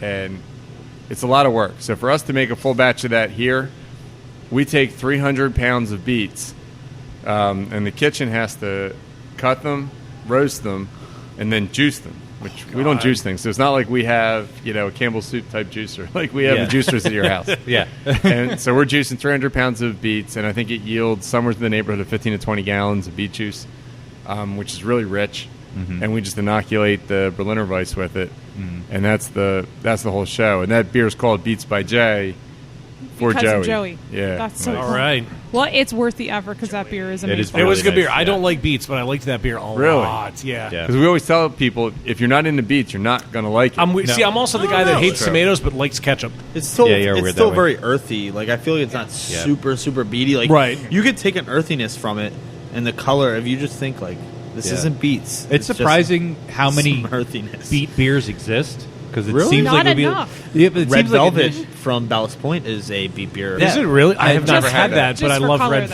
Velvet. It actually Yeah. tastes like red velvet cake. What? But I need to find It's this. nitro. It's a nitro beer. Yeah. I think what makes a good beet beer, and I'm surprised that I'm like I can't remember off the top of my head, but I know I've had like 3 or 4 different beet beers There's before. been a few, yeah. But I think the ones that are the best are the ones that don't just taste like beets. Like it brings something else. Like it creates another, like you said, like a more earthy, herbal character to it. Plus, it just looks awesome. yeah. And if the you feel color's like you're having a beautiful. beer cleanse, Yeah, sort of, yeah. it's Yeah. like this is beer, but it's good for my body. It makes me feel slightly healthier. My bowels Instead feel of just not at all. sparkly. So should we talk about one more? I'm and then thinking, maybe yeah, I was play a thinking game? one more, and then we'll do. Okay, let's do it. All right, Christian, which one? We're was gonna do next? one more beer. I know you had. Lead the way. You had a plan. Which Yeah, one? We're was gonna it's do all one more you. beer. One We're more just beer. doing one more taste. We're gonna For go right now. ESB for you. Okay, we're doing it Is this now, and then ESB? we'll come back to the rest. All right, cool. I'm on board with the ESP. If there's any beer I'm going to sip on during the game, I'd like I'm sorry, it to but be my an glass ESB. is too small. I love a fuck solid yes. ESP, and this Thank smells fucking phenomenal. Thank you. Oh so yeah, good. oh yeah.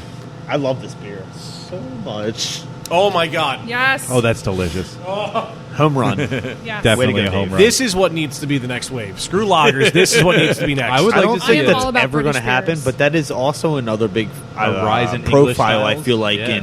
in brewers. The West Evil Coast Genius still John is embraces very that. advocate. He loves Yeah. this sort of stuff. He's like, if I could make milds and bitters all day, that's all. He I would loves them make. as much as you like cinnamon sticks. Yes, that is It's true. very well played. You could do a cinnamon ESB. Oh, that would be. Oh brilliant. my god. This would be Mind- great with some tempt me. cinnamon. Mind blown. Do not tempt me with a good zone. Do it. Do it. That'll be next week's Firkin. Yeah, I was going to say, try it in a Stay Firkin. tuned next Friday. Oh my god, and it's called Electric No, Mayhem. don't do it next Friday because I won't be in the Do you, country. do you get the name? Well, the Muppets, I assume. Boom. I didn't know that because I 'Cause you're didn't young? watch them as a child. What? But No. Tom actually is very creative with our naming, so he named it Electric Mayhem. I and love then he explained ESBs it to and me. I love the Muppets, so I'm happy. I'm still a baby, so I don't know any of those things. Are you younger than Dan? Probably. How old are you? 24. Fuck Yeah, you. oh, yeah. I don't mean that. I'm Holy sorry. I love shit, you. you're a baby. I'm young. I'm very Christ. fortunate to be in this business. Thank you, Dave. I appreciate How you do you very feel much. about how do you feel about everybody thinking you're so much older?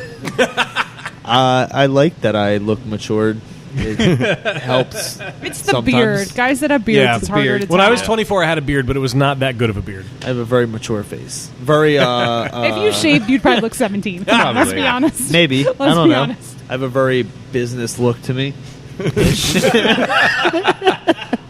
All business. I worked down at Christian the is all business business. factory today. All business with his giant brewer's beard. I try.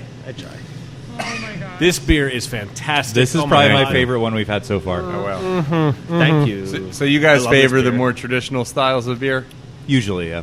I mean, I like crazy stuff. I think we've been on this train long enough that we are Yeah. ready to go back and just Yeah, appreciate. just back Yeah. to basics, Yeah. more or less. Yeah. But I will drink the crazy Unless stuff. it's a dessert beer, Dan loves dessert beer. Yeah. Every dessert beer, just send it my way. Amazing. I love dessert beers. Me too. You know, if you think about what, when you're not drinking alcohol, like what are the things you're drinking? And they're not Nothing. crazy. Yeah. Coffee, That's all. iced tea. Air. Probably about it. There's certain flavors that are palatable that you can consume like regularly. And Right. there's certain flavors that are just too much. Like you're not going to drink a Slurpee every day, hopefully. Hopefully. So, it's finding those balances. And I mean, certainly the ESBs and the Pilsners and the lagers provide something that's really well balanced and easy to drink. Mm-hmm. I've always felt that hops used the right way provided that flavor profile. Yeah. Oh, I like a good IPA. Which is why and I good think they'll hoppy beer, always yeah. be around. Yeah, definitely. But the ones that are like so overwhelming, and even in the New England IPAs, like I mean, if you're using 10 pounds of hops per barrel, it's still just going to be too much. No, Like, yeah, for it's sure. not going to be, it's Blast going to in be your hard taste to buds. bear, and that's not something the average person can consume like regularly. But you want to have something that you can enjoy often, not just once in a while. Oh, yeah. The CSB, I feel like, is just like a home run. It really came is. out really nice. It's really good. The malt, the yeast, the hops. I love it. plays- I love plays so everything well. about it. Plays It's so well. phenomenal. Yeah. I literally love. I love this beer. That's really so good. much. It's got that great malt character. It's super drinkable. It's very flavorful. It's very robust. It's like caramely nice. without the sweetness. It's Yep. like Yep. tea. It's like It's a perfect mixture. Yeah. It- Yep. It's nice. Can we play? Speaking of weird things, Yes, speaking Are we of doing weird that? things, Oh, indeed. speaking of weird things. I'm it's excited time. about this game. You should be. This You should isn't be. something that we did in Atlantic City. No, it's not because it was a We did fest plenty of episode. other things in Atlantic City. This is where true. dreams go to die. Yes. Cheers, the internet, and welcome to Happy Fun Time Games, the podcast trivia segment that is made almost exclusively of ingredients you probably can't pronounce. Today, I'm bad with words. it only takes 4 ingredients to make beer. But why stop there? We return to Weird in My Beer. Yay. Where I will talk about beers that have weird, strange, bizarre, unusual ingredients, and I will give you a list of multiple choice options to guess what that weird, strange, bizarre ingredient is. And we will begin to my left with Dave. Aha. To answer first on this one. Our first is Blue Brew by Belvoir Brewery in the UK. This has a smooth, full-bodied flavor with a creamy texture derived by infusing the unfermented wort with, is it bluefoot mushrooms, blue cheese, or pistachio puree? how do you spell blue in the beer name? BLUE. Can you repeat the question? Sure. So Belvoir, I don't know how you say it, brewery in the UK makes a beer called Blue Brew.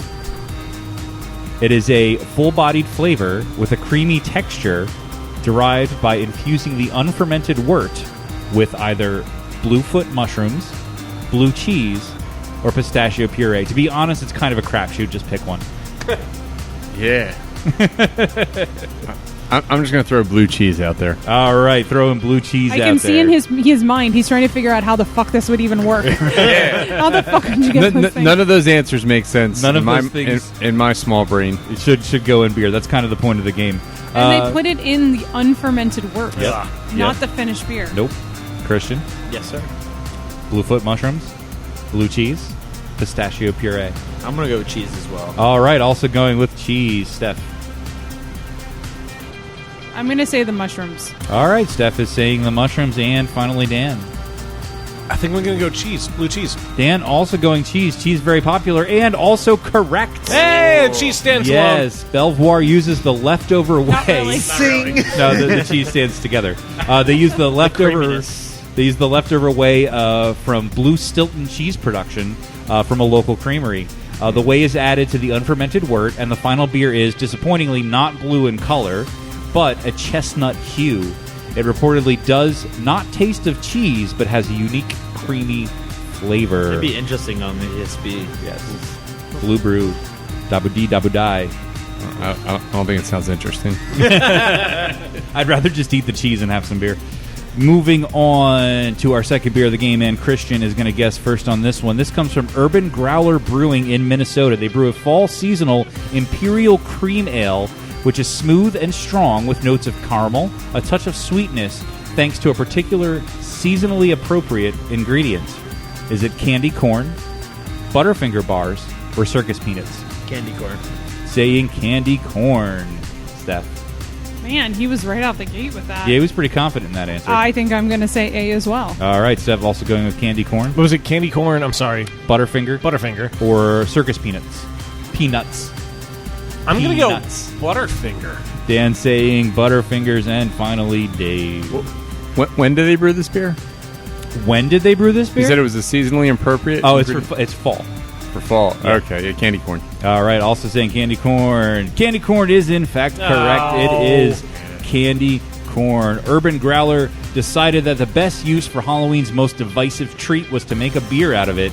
What started as a joke turned out to be a hit and became an annual offering. Co-owner and brewer Deb Locke says, it tastes a little marshmallowy, and it tastes way better in beer than it does on its own. That's good to know because they're terrible.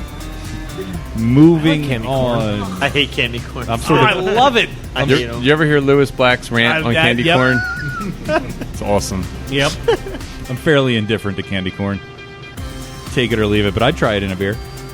Third beer of the game, and Steph is going to guess first on this one. An 8.5% ABV strong dark ale by Pipeworks Brewing boasts smoked malts and a unique savory quality owing to the inclusion of dry barbecue rub, garlic bread, or pastrami spices.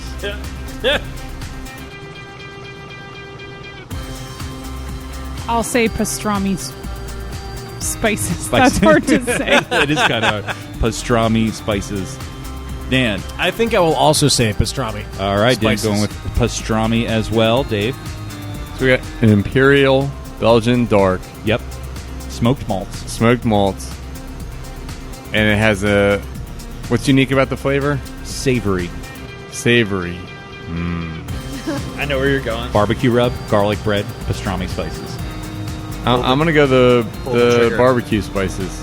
The barbecue rub? Barbecue rub. All yeah, right, excuse me. saying A, barbecue rub, and finally Bridget. I'm gonna follow his lead. Ooh, split down the middle. 2 saying barbecue rub, 2 saying pastrami spices. My fellow beer busters are correct. Yeah! Because it is Savory.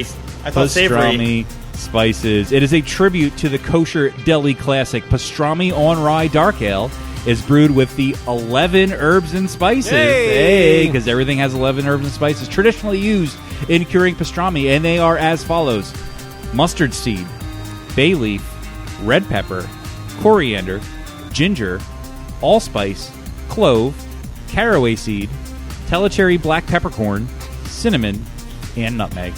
Cinnamon. Boom. But sticks or not, I don't know.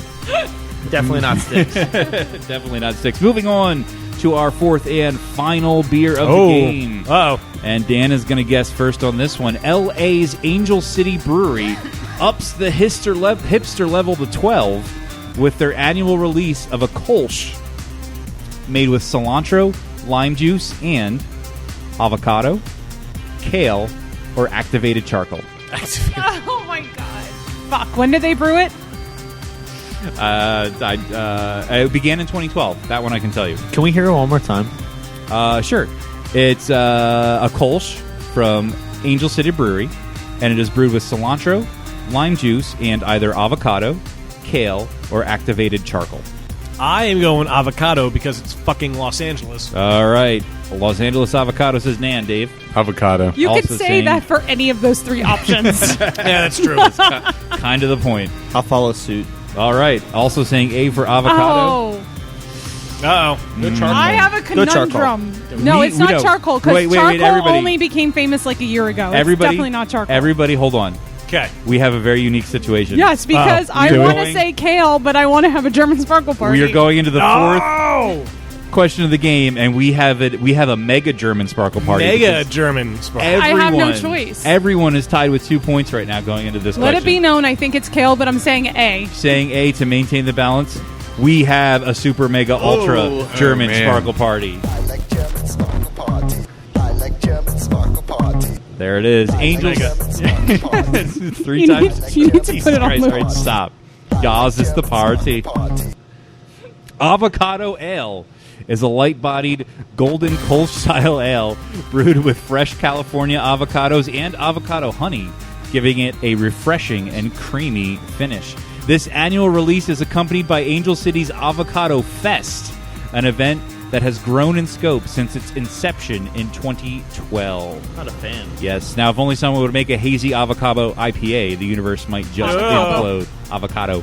Avocado. Avocado. Avocado. Avocado. Avocado. Avocado. Avocado. So, as we previously mentioned, we have a 4-way tie. Everybody, Wow. everybody at the table Can we do a tiebreaker? has 3 points. Yeah, We do you have a tiebreaker? I don't have a tiebreaker. Find Just something random. Pull up an old episode. Yeah, right. I could do that. Ask us something about our beer. I think Christian and I would be at a loss if you went to an old episode. No, that actually would be not. like No, you cheating. would. You would have an advantage. We remember shit. They don't remember anything. He has Pull- reused just pull questions. something It's up. a, it's a sham. Just do it. I'm going to Google weirdest beer in the world. Oh, shit. I All like right. it. That might be All too right. easy though. Yeah, it might be. You're gonna come Google up on the second ingredients on the weirdest fly. beer. Yeah. Let's see. It has rocks. I've done this one moss, before. Actually, you guys and probably oak. remember that one. Uh-oh. Let's see. The only one I remember is the vagina beer. Sounds interesting. And we actually had it on the show. I didn't. Oh, that's right. The one and only episode you were not there. Yeah. Oh man, this is everybody knows about the beard beer. I've never heard of that beer. Oh, wow. Rogue. Yeah. I've literally used all these beers in past versions of this game. Let's see. There's got to be a winner.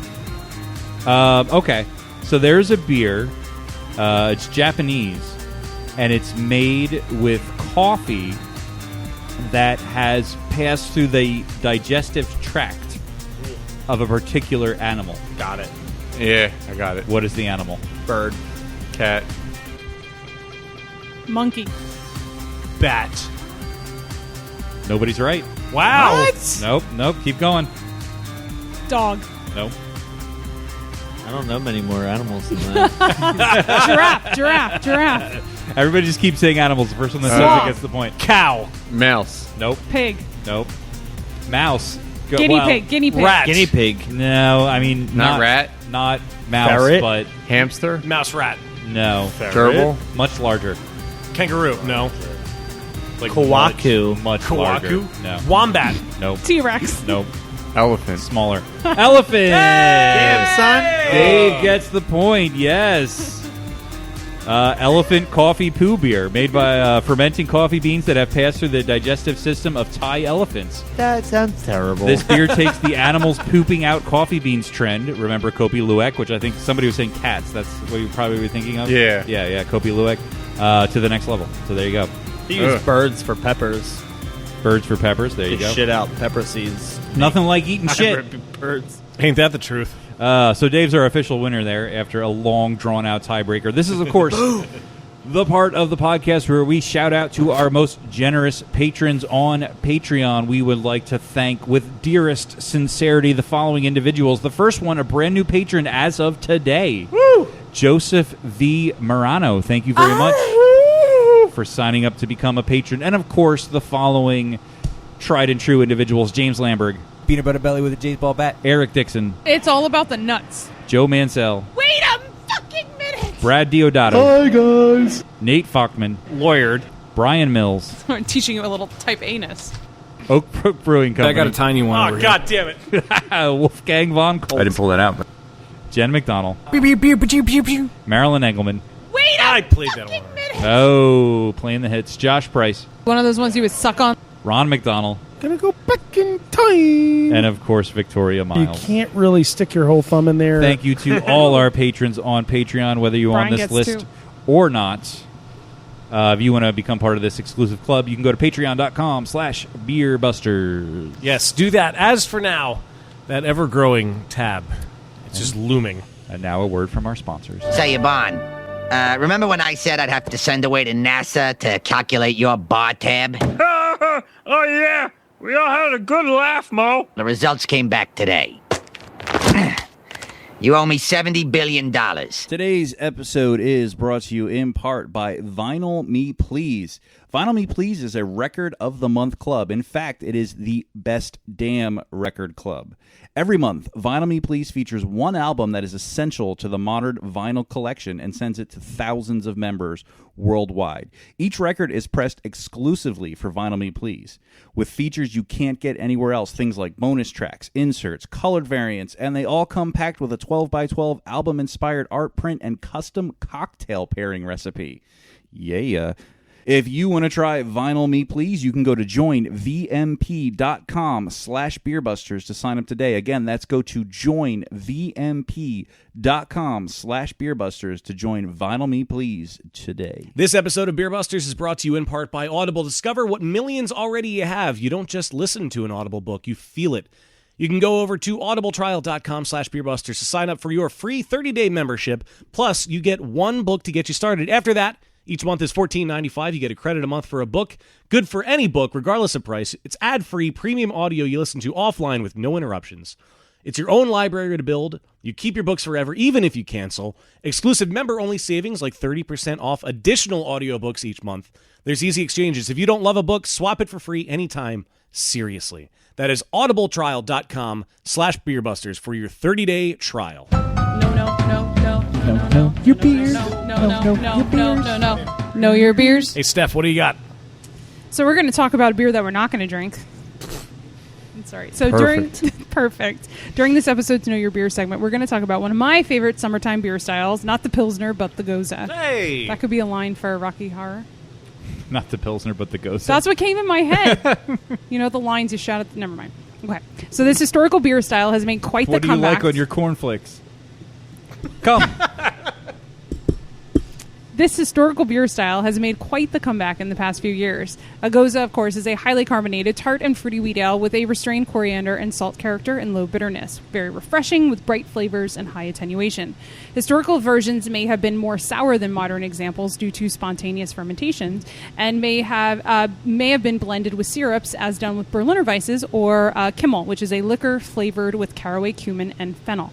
Modern examples are inoculated with lactobacillus and are more balanced and generally don't need sweetening. So first, a little history. This is a minor style associated with Leipzig, but originated in the Middle Ages in the town of Koslar on the Goza River. Documented to have been in Leipzig around 1740. Leipzig was said to have 80 Goza houses in 1900. Doesn't that sound sexy? I'm going down to the Goza house. Going to the Goza house? Not really. Production declined So like significantly. a house of good repute as opposed to a house of ill repute? Yeah, exactly. Production declined significantly after World War II and ceased entirely by 1966. Modern production was revived in the 1980s, but the beer was really not widely available. So let's go through the specs. The aroma of a Goza, it's moderately fruity. Aroma of palm fruit, light sourness, slightly sharp, noticeable coriander, which might have and might also have an aromatic lemony quality. Light bready, doughy yeast character, like uncooked sourdough bread. The acidity and coriander can give a bright, lively impression. The salt may be perceived as very light, clean sea breeze character, or could just be a general freshness if noticeable at all. The appearance is unfiltered with moderate to full haze. That's so funny. Full haze. Moderate to tall size white head with tight bubbles and good retention. Often described as quite effervescent and usually medium yellow in flavor, in color. I'm reading ahead. And flavor. Good medium yellow flavor. I'm getting notes of yellow. I'm getting notes of yellow. Moderate to restrained, but noticeable sourness, like the squeeze of a lemon in iced tea. Wow, moderate poetic. bready, doughy malt flavor, light to moderate fruity character of palm fruit, stone fruit, or lemons, and slightly salty. Dry, fully attenuated finish with acidity. And the acidity might be more noticeable in the finish to enhance the refreshingness of the beer. Mouthfeel, of course, is high to very high carbonation, quite effervescent, medium light to medium full bodied. Some well-known commercial examples, of course, Anderson Valley Goza. I think that might have been one of my first. Bayerische Bahnhof Leipziger Goza, if you want something a little more classic. And, of course, Urban Village, What Goes Around, which has sadly kicked. Well, not sadly. I mean, Yeah. it means it's a good beer. Brew more. So I love that style, and to tackle into a brewery that does a really great version of Goes, I really enjoy Otravez from Sierra Nevada. Yes, that's a great beer. So the reason our Goes is kicked today is there's a pickle festival coming to the Piazza where we're located, and I think it's the second Sunday in September. A lot of S's. So we're working on a pickle beer, and obviously Goes would be the only style to accept that. It's sitting right behind us. Yeah, it's literally sitting right over there. So we filled up a firkin with our Goes. Can we have a sip? Can we Well, have a sip? Can we have a sip? Can we have a sip? Can we have a sip? It can't be broken into yet. Damn it. Break the seal. So our chef here, Chef Chris Davis, we have a lot of pickles here. He does his own pickles. He pickles lots of vegetables in addition to cucumbers. We have a lot of pickles We have here. a lot of pickles here. We Come do. to Urban Village. We got a lot of pickles. Yeah. So I asked Chris, can you put together your pickling spice, and I want to put it on the Goes, and we're going to put it on a firkin, which will be available here next Friday. And the hope is that, we'll be able to react to that to do a full batch of it in a couple weeks. Oh, cool. So we're hoping for that event on September 9th to have a salty kettle soured Goes that's going to rest on pickling spices for about a week. That's pretty awesome. And when we were adding the pickling spices to the firkin today, it smelled absolutely amazing. Apparently, That's so this good. festival was in Pittsburgh, I think last weekend or the weekend before, and it was on a larger scale. They had a bigger venue. But Southern Tier, I believe, made a pickle beer for the festival in Pittsburgh, and Was it like chocolate-covered pickles? That's very Southern Tier. Creme brulee pickle. creme brulee pickles. Yeah, why not? I don't know, but the organizers said, be ready because we went through 37 kegs at the festival of this pickle, of this one beer, and I said that's a big festival. Hit the button. I want more beer. Fine. Beer me! Beer me! Beer me! Beer me! Round 2, fight. Which one's next, Christian? I'm going nectar That's this one. instead of saison. Yeah. All right. How many cinnamon sticks? 0? Because that was 0. all for the apple pie. All right. Only I apple rate pie. this Exclusive. 7 cinnamon sticks. Oh, it still smells wonderful, though. It's a lovely beer. Oh, I love the diversity of your tap list. Thank you. I feel like that's awesome. like key. Please don't ever stop I that. feel like that's like key. It's got. We have so many options and so many different variations. You got across the board. You can even get a stout in the middle of summer, a solid stout and a big IPA and a big heavy IPA. We have a lot of options. What stout for do you every have on drinker. right now? Otis, which is an oatmeal stout. I've had that one. like That's that. very solid, good. Yeah. solid beer. Great beer. We should say this is the base beer of the firkin we had earlier. Right. Yes. Very nice. Could use a little You cinnamon. can, you can taste exactly I think that's the only thing it's missing. all that's missing. I think you just made Christian's night. If only there were a cinnamon stick advocate here. What could be missing from this beer? No, it's really nice. Thank you. It actually still has, and maybe it's because I don't think I would have thought of this if we hadn't had that beer earlier, but I still get a little bit of baked apple flavor in I feel there. like that's from all the It's mostly the additives. apricot. Yeah. So this is even an add-on on a base beer. The base beer is Wildy, which is our our wheat beer. Mhm. This is Wildy plus Apricot. and peach. Right. And we wanted to, and again, this isn't really in my wheelhouse. These aren't the beers that I would typically drink, but we wanted to have a fruit wheat beer, but not be cliche and not have it just be fruit and name only. Right. And we played around with a lot of different additives in terms of how can we use fruit puree and then have the flavor come through and have it be enjoyable.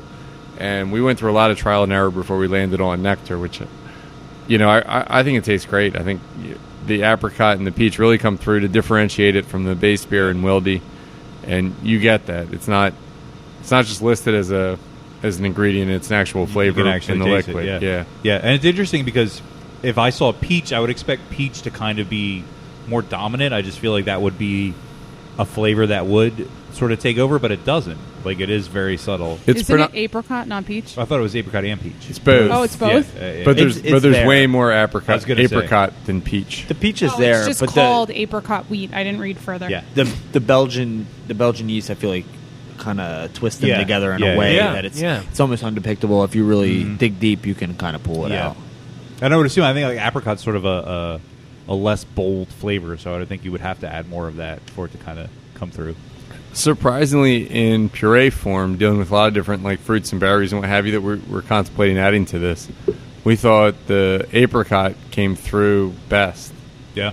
It's a dominant flavor, I feel like. I thought it just changed the beer in a recognizable way, more so than any of the other things. You all right? I was saying, it's like, ooh. That flavor is like, ooh. It's like, ooh. It's like, wow. It's really It's there. like right now. So I know this event will have already happened by the time this release, but I'm curious about the Second Street Festival you guys have coming up, which will have happened on August 5th. Yes. Yeah, it was awesome. Killed it. Should have been there. Yeah. Only you could go. So I've never been. Tell me Okay, about so it. Second Street Festival predates us. I think this will be year 10. 10, I think, yeah. Yeah. They closed Second Street from Spring Garden to Girard, and there's multiple band sound stages. There's lots of the bars, restaurants, including us, will be bulbed out into the street, and we'll be doing food and beverage out there. There's additional food vendors. There's craft vendors. It's a festival like no other. It's grown. So the originators of this festival, kind of OGs of Second Street, the North Bowl, El Camino, and Standard Tap guys put this together, and they just did a bang-up job. And it started off as something very small. There's pictures of like the first or second Street Festival where you could just walk down the street. And in recent years, it's a shoulder to shoulder. It's a crowd. It's an amazing event. It's packed. It requires, it's something you have to experience. Yeah, it's a lot of fun. Yeah, and That's awesome. It's just jam packed. There's also a stage right back here behind the brewery. in the piazza. Yeah, they have a stage. They do events back there. I think there'll be programming there that day as well, and a lot of the vendors will be in the piazza. Yeah, we'll do a full bar out on Second Street. We'll have like a little kind of extended outdoor beer hall going on out there, and we're also going to we're renting a smoker, and Chef Chris is putting together. I'm trying to think what we landed. He's going to be smoking all sorts of food. We're going to have pork, chicken, and kielbasa. maybe I lied about the chicken. I think it's kielbasa, pork, and beef. I think You we said you gotta we leave skipped it the as a chicken. mystery. Yeah, well, I mean, I don't even know what I'm talking about, so it will be Come out and check whatever it I out. say it's not going to be that. Get in your DeLorean. Various smoked meats. Yeah, go back in time. We're just throwing stuff out there. You'll never know. What's until funny you is come as out. you're listening to this, you could just like Google it or find somebody who was there because it will have already happened. true. Yeah. So what did they have? Lots of pickles. So we have one more beer. There's one more beer. This is Saison. This is the Saison. Funny Saison. Saison. Saison. Hey Dan, I'm surprised Hi. you went with funny. what does farm. saison mean? You're the expert. This is Funny Farm. Yep. Correct. Funny Or farm. Saison. Do you Where want life is beautiful and gay. to tell us more about it? That's all we got. It's a saison. It's a He's Saison. like, just drink it. I want to drink more. So This is our Saison. we don't make saisons a lot, but I think by style we want the yeast to steal the show. So we underpitch it, stress the yeast out, let it run hot. We let it naturally, free rise in temperature. So it's a hot fermentation. This strand of yeast, I think it gives you like a little bit of bubble gum. I don't know if you guys Yeah. get that or not. I was Tiny going to bit, say yeah. it's sort of Belgian-y. Yeah. Yeah. What I really like about it is you get a lot of like a tart saison characteristic from the aroma, but when you take the sip of it, it's not there. I don't get any tartness out of the actual flavor of it. So it kind of combines both worlds of saisons in one. Exactly. Yeah, it's not. It's a typical pH for beer. There's no souring in the process. Yeah. and it's literally it's a fairly basic malt bill, fairly basic hop bill. It's literally all about the yeast and what the yeast is going to do. You know, when we pitch, like I said, we pitched at a very low pitch rate. We let it free rise, and we've made this a few times. Each time, I think there's like subtle differences, but again, you're working with what the yeast gives you. So whatever the outcome is what the yeast decided to give us, and it literally is just a showcase of this yeast.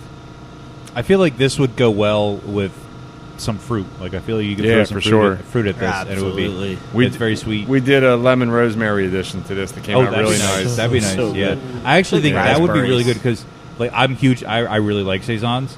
I would prefer this like a little drier. It's One of the nice, few. but I think like What'd you say? One of the few. Yeah. But I think like a tart, like a sharp citrus like that would cut be it really well. Nice. Yeah, for sure. Or some sage. Sage. I feel like sage is so underused in brewing and cooking, and I love it. Lemon and sage. Yeah. I like that. I have to try that Parsley, out. sage, rosemary, and thyme. Yeah, and cinnamon sticks. Cinnamon sticks. Raspberry and cinnamon sticks. Raspberry. I like raspberries. Oh, raspberries would be good because they're super tart, so it would cut the sweetness. Yeah, for sure. Yeah. That's a I good think idea. You need something, tart, something sharp. Something tart, something We'll sharp. grab more beers here shortly. Parade. Nice. I see what you did there. So you guys have another fest coming up in September, the Glassboro Craft Beer Festival. Great That's right. festival. It's pretty awesome. Premiere. Premiere. Premium. Superior. You should go. Yeah, I don't know. It's a in the winner. It's in the unknown land of New Jersey. Yeah, a great it's worth state. the drive. South Jersey, mind Yeah. you, not North Yeah. Jersey. My old roommates are from Great state. Glassboro. It's a cool little town. Big town. Big town, little fest. It's growing. Big fest, big town. Just huge. It's huge. Huge. Huge. When in September is that? September 29th. Okay, so the end of the month. This will be year 5 of that festival. Nice. It's been an awesome event every year. We actually showed up there with Homebrew the year before we opened. And that was our first beer festival. That's so That's cool.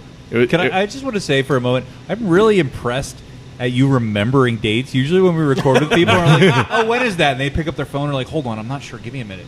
But you know like off the top of your head. Yeah. Impressive. I'm sharp. Super genius. More beers have magically appeared in front of us. Magically appeared. So what are we drinking? All right, so right now we're drinking Huntington Drive. It's actually my home address is Huntington Drive. So What's the rest of the address? Tell the whole internet. It's good enough. I'm easy enough to find. As I became a home brewer, I'd always been drinking hoppy beers. So really the start of homebrewing for me was like the pursuit of the IPA I would enjoy best. Would you call it the pursuit of hoppiness? Perhaps. And I love this beer. I mean, it's an unfiltered IPA. I think it's more like in the West Coast style, but it's not as hazy as you would expect to see out of a New England style, but it's certainly not bright. And lots of hop flavor. I think it's just for me, it's just the right amount of bitterness paired with the just right amount of aromatics and flavor. It's a blend of Citra, Simcoe, and Amarillo, and those are kind of hops that they're near and dear to me.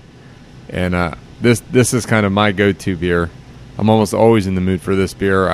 For me, IPAs should live in the low 6s, which is where this is, 6.5. And to me, this is just right. This is like in the world of hazy IPAs that we live in now. This is the kind of IPA I want to drink. Like I like a good. This is like to me like this feels like more classic. Yeah, Yep. it's like a regular IPA. A regular IPA. Which A regular I know old. sounds like, no, it's like it's a standard But it's not- IPA, it's and not I don't mean bitter. it in a It's bad not way at all. super Like bitter it's at not all. super bitter. You get it there, Yeah. and it has the exact flavor profile I would want out of an IPA. It's really Juicy nice. fruit. It's got that West Coast thing. Yeah, I mean, as said. long as I was making IPAs, there were no good East Coast IPAs. So Yeah. it was only West Coast Yeah. IPAs. And I thoroughly enjoy this beer. Like I said, it's a beer that's near and dear to me. It's probably not hazy enough to fit today's standards to be like one that we're going to can and send out. Mm-hmm. But I think it's terrific. I enjoy it. Definitely worthy of being a tent pole. So it's time for the rye bread, right? Oh, yeah. Yeah, it is. We're just That is such a good fucking smashing beer. through these motherfuckers. Yeah, we're going quick. Oh, Yeah. it even smells like it. So I actually wanted to bring something up about this beer. I know what you're going to say. The first time I was here, I had this beer, and I loved it. It was great. It tastes like fucking rye bread. The second or third time we were here together with a friend of ours from Virginia who came up, and we were doing like hitting different breweries, had it again, still really liked it, but it tasted different. Okay. Did you guys change the recipe at any point? No. Really? Maybe Okay. it's just me. You know what it is, and it kind of goes back to what I was saying before about like the challenges of making an IPA that's right. You're dealing largely in the world of aromatics, which is an unquantifiable item. So we're using the same ingredients, and we're following the same process. But it could be something for this beer. So to rewind a little bit, I wanted to have a distinguishable IPA outside of the typical IPA world, and I thought rye was the path I wanted to go on. And I might have made a dozen versions of a rye IPA that I was not satisfied with. I couldn't put my finger on what was missing, and I was actually taking a course in baking in preparation for this, for their brew pub, and they had caraway seed sitting out, which I was like, I don't know what that really is. And I chewed on it, and I was like, that's rye bread to me. Yeah. That's what rye is. So while rye malt actually has a very nuanced flavor, rye bread does not. Rye bread is a very punchy flavor, Yeah. and that flavor is caraway. So then I went and figured out how much caraway, how much hops to make a rye IPA that would really accentuate what the flavor of rye in my head, even though that flavor is truly caraway, not actually rye. Yeah. So that's this beer. But, I mean, little things can be different, like, how fine you end up grinding the caraway seed, how the hops come out. This is a beer that you always... It's a balance of caraway seed and citra hops, and one could be stronger than the other, and one could play off the other differently. So you're going to have differences, but most of the flavor comes from the dry hopping, and whenever you're reliant on the dry hopping process to produce the majority of your flavor, there's going to be fluctuation, because that's not, again, it's not quantifiable. What I love about this beer is like it literally tastes like you are drinking rye bread. I love. Dude, it's Me so too. it's so There's good. no other bread. Yeah. There's other kinds of except breads. maybe They're just sourdough. inferior. All you need Sourdough's- is sourdough and rye. That's it. All you need is sourdough. All right, that's enough. We can't afford that song. True. So if you want to learn more about Urban Village, they are urbanvillagebrewing.com and Urban Village Brewing on all of the socials. Make sure you watch out for when that Oktoberfest is released. Yeah, I can't wait for that. I will certainly be back And for that. if you dare try some jug handles, you can go across the river into Jersey for the Glassboro Yes. Brewfest. Is that what September it's called? 29th. Glass Pro Craft Beer Festival, September 29th. Good memory. VIP tickets always sell out. Get them now. Be there. Be there or be square. Or be square, indeed. Christian probably doesn't get that either. Probably but- not. That's way before his time, too. That one's on reel to reel. I don't know what that means. Victrola. Usually I'm the one saying that on that. I don't know what that means. I don't understand what you're saying right What now. you're saying. I don't know what any of this Saying. means. I don't know. But guys, thanks for having us out. Yeah, thank you It was so a good much for time. coming out. We had a lot of Wonderful fun. beers. Yeah, thank you for coming, guys. Yeah, this has been awesome, and it's been a long time coming. I mean, like I said, Dan and I were here like right before you guys opened when you had like your preview event, and since then, we knew all right, we're going to do a podcast there at some point. Eventually, yeah. And it's finally happened. Here we are. And it's And pretty it's awesome. cool. Yeah. All came to fruition. Yeah. Yeah. Great spot. Love being here. This is the perfect place to be tonight, Friday, July 27th of 2018. Wow. Perfect. Yeah. You know what else is And happening nod today? at us There's guys, nowhere certain- else to certain be. concepts. Nowhere else to be. Nowhere else to be at all. Nowhere where two legends of Piano. are playing together. I played piano. Pianists.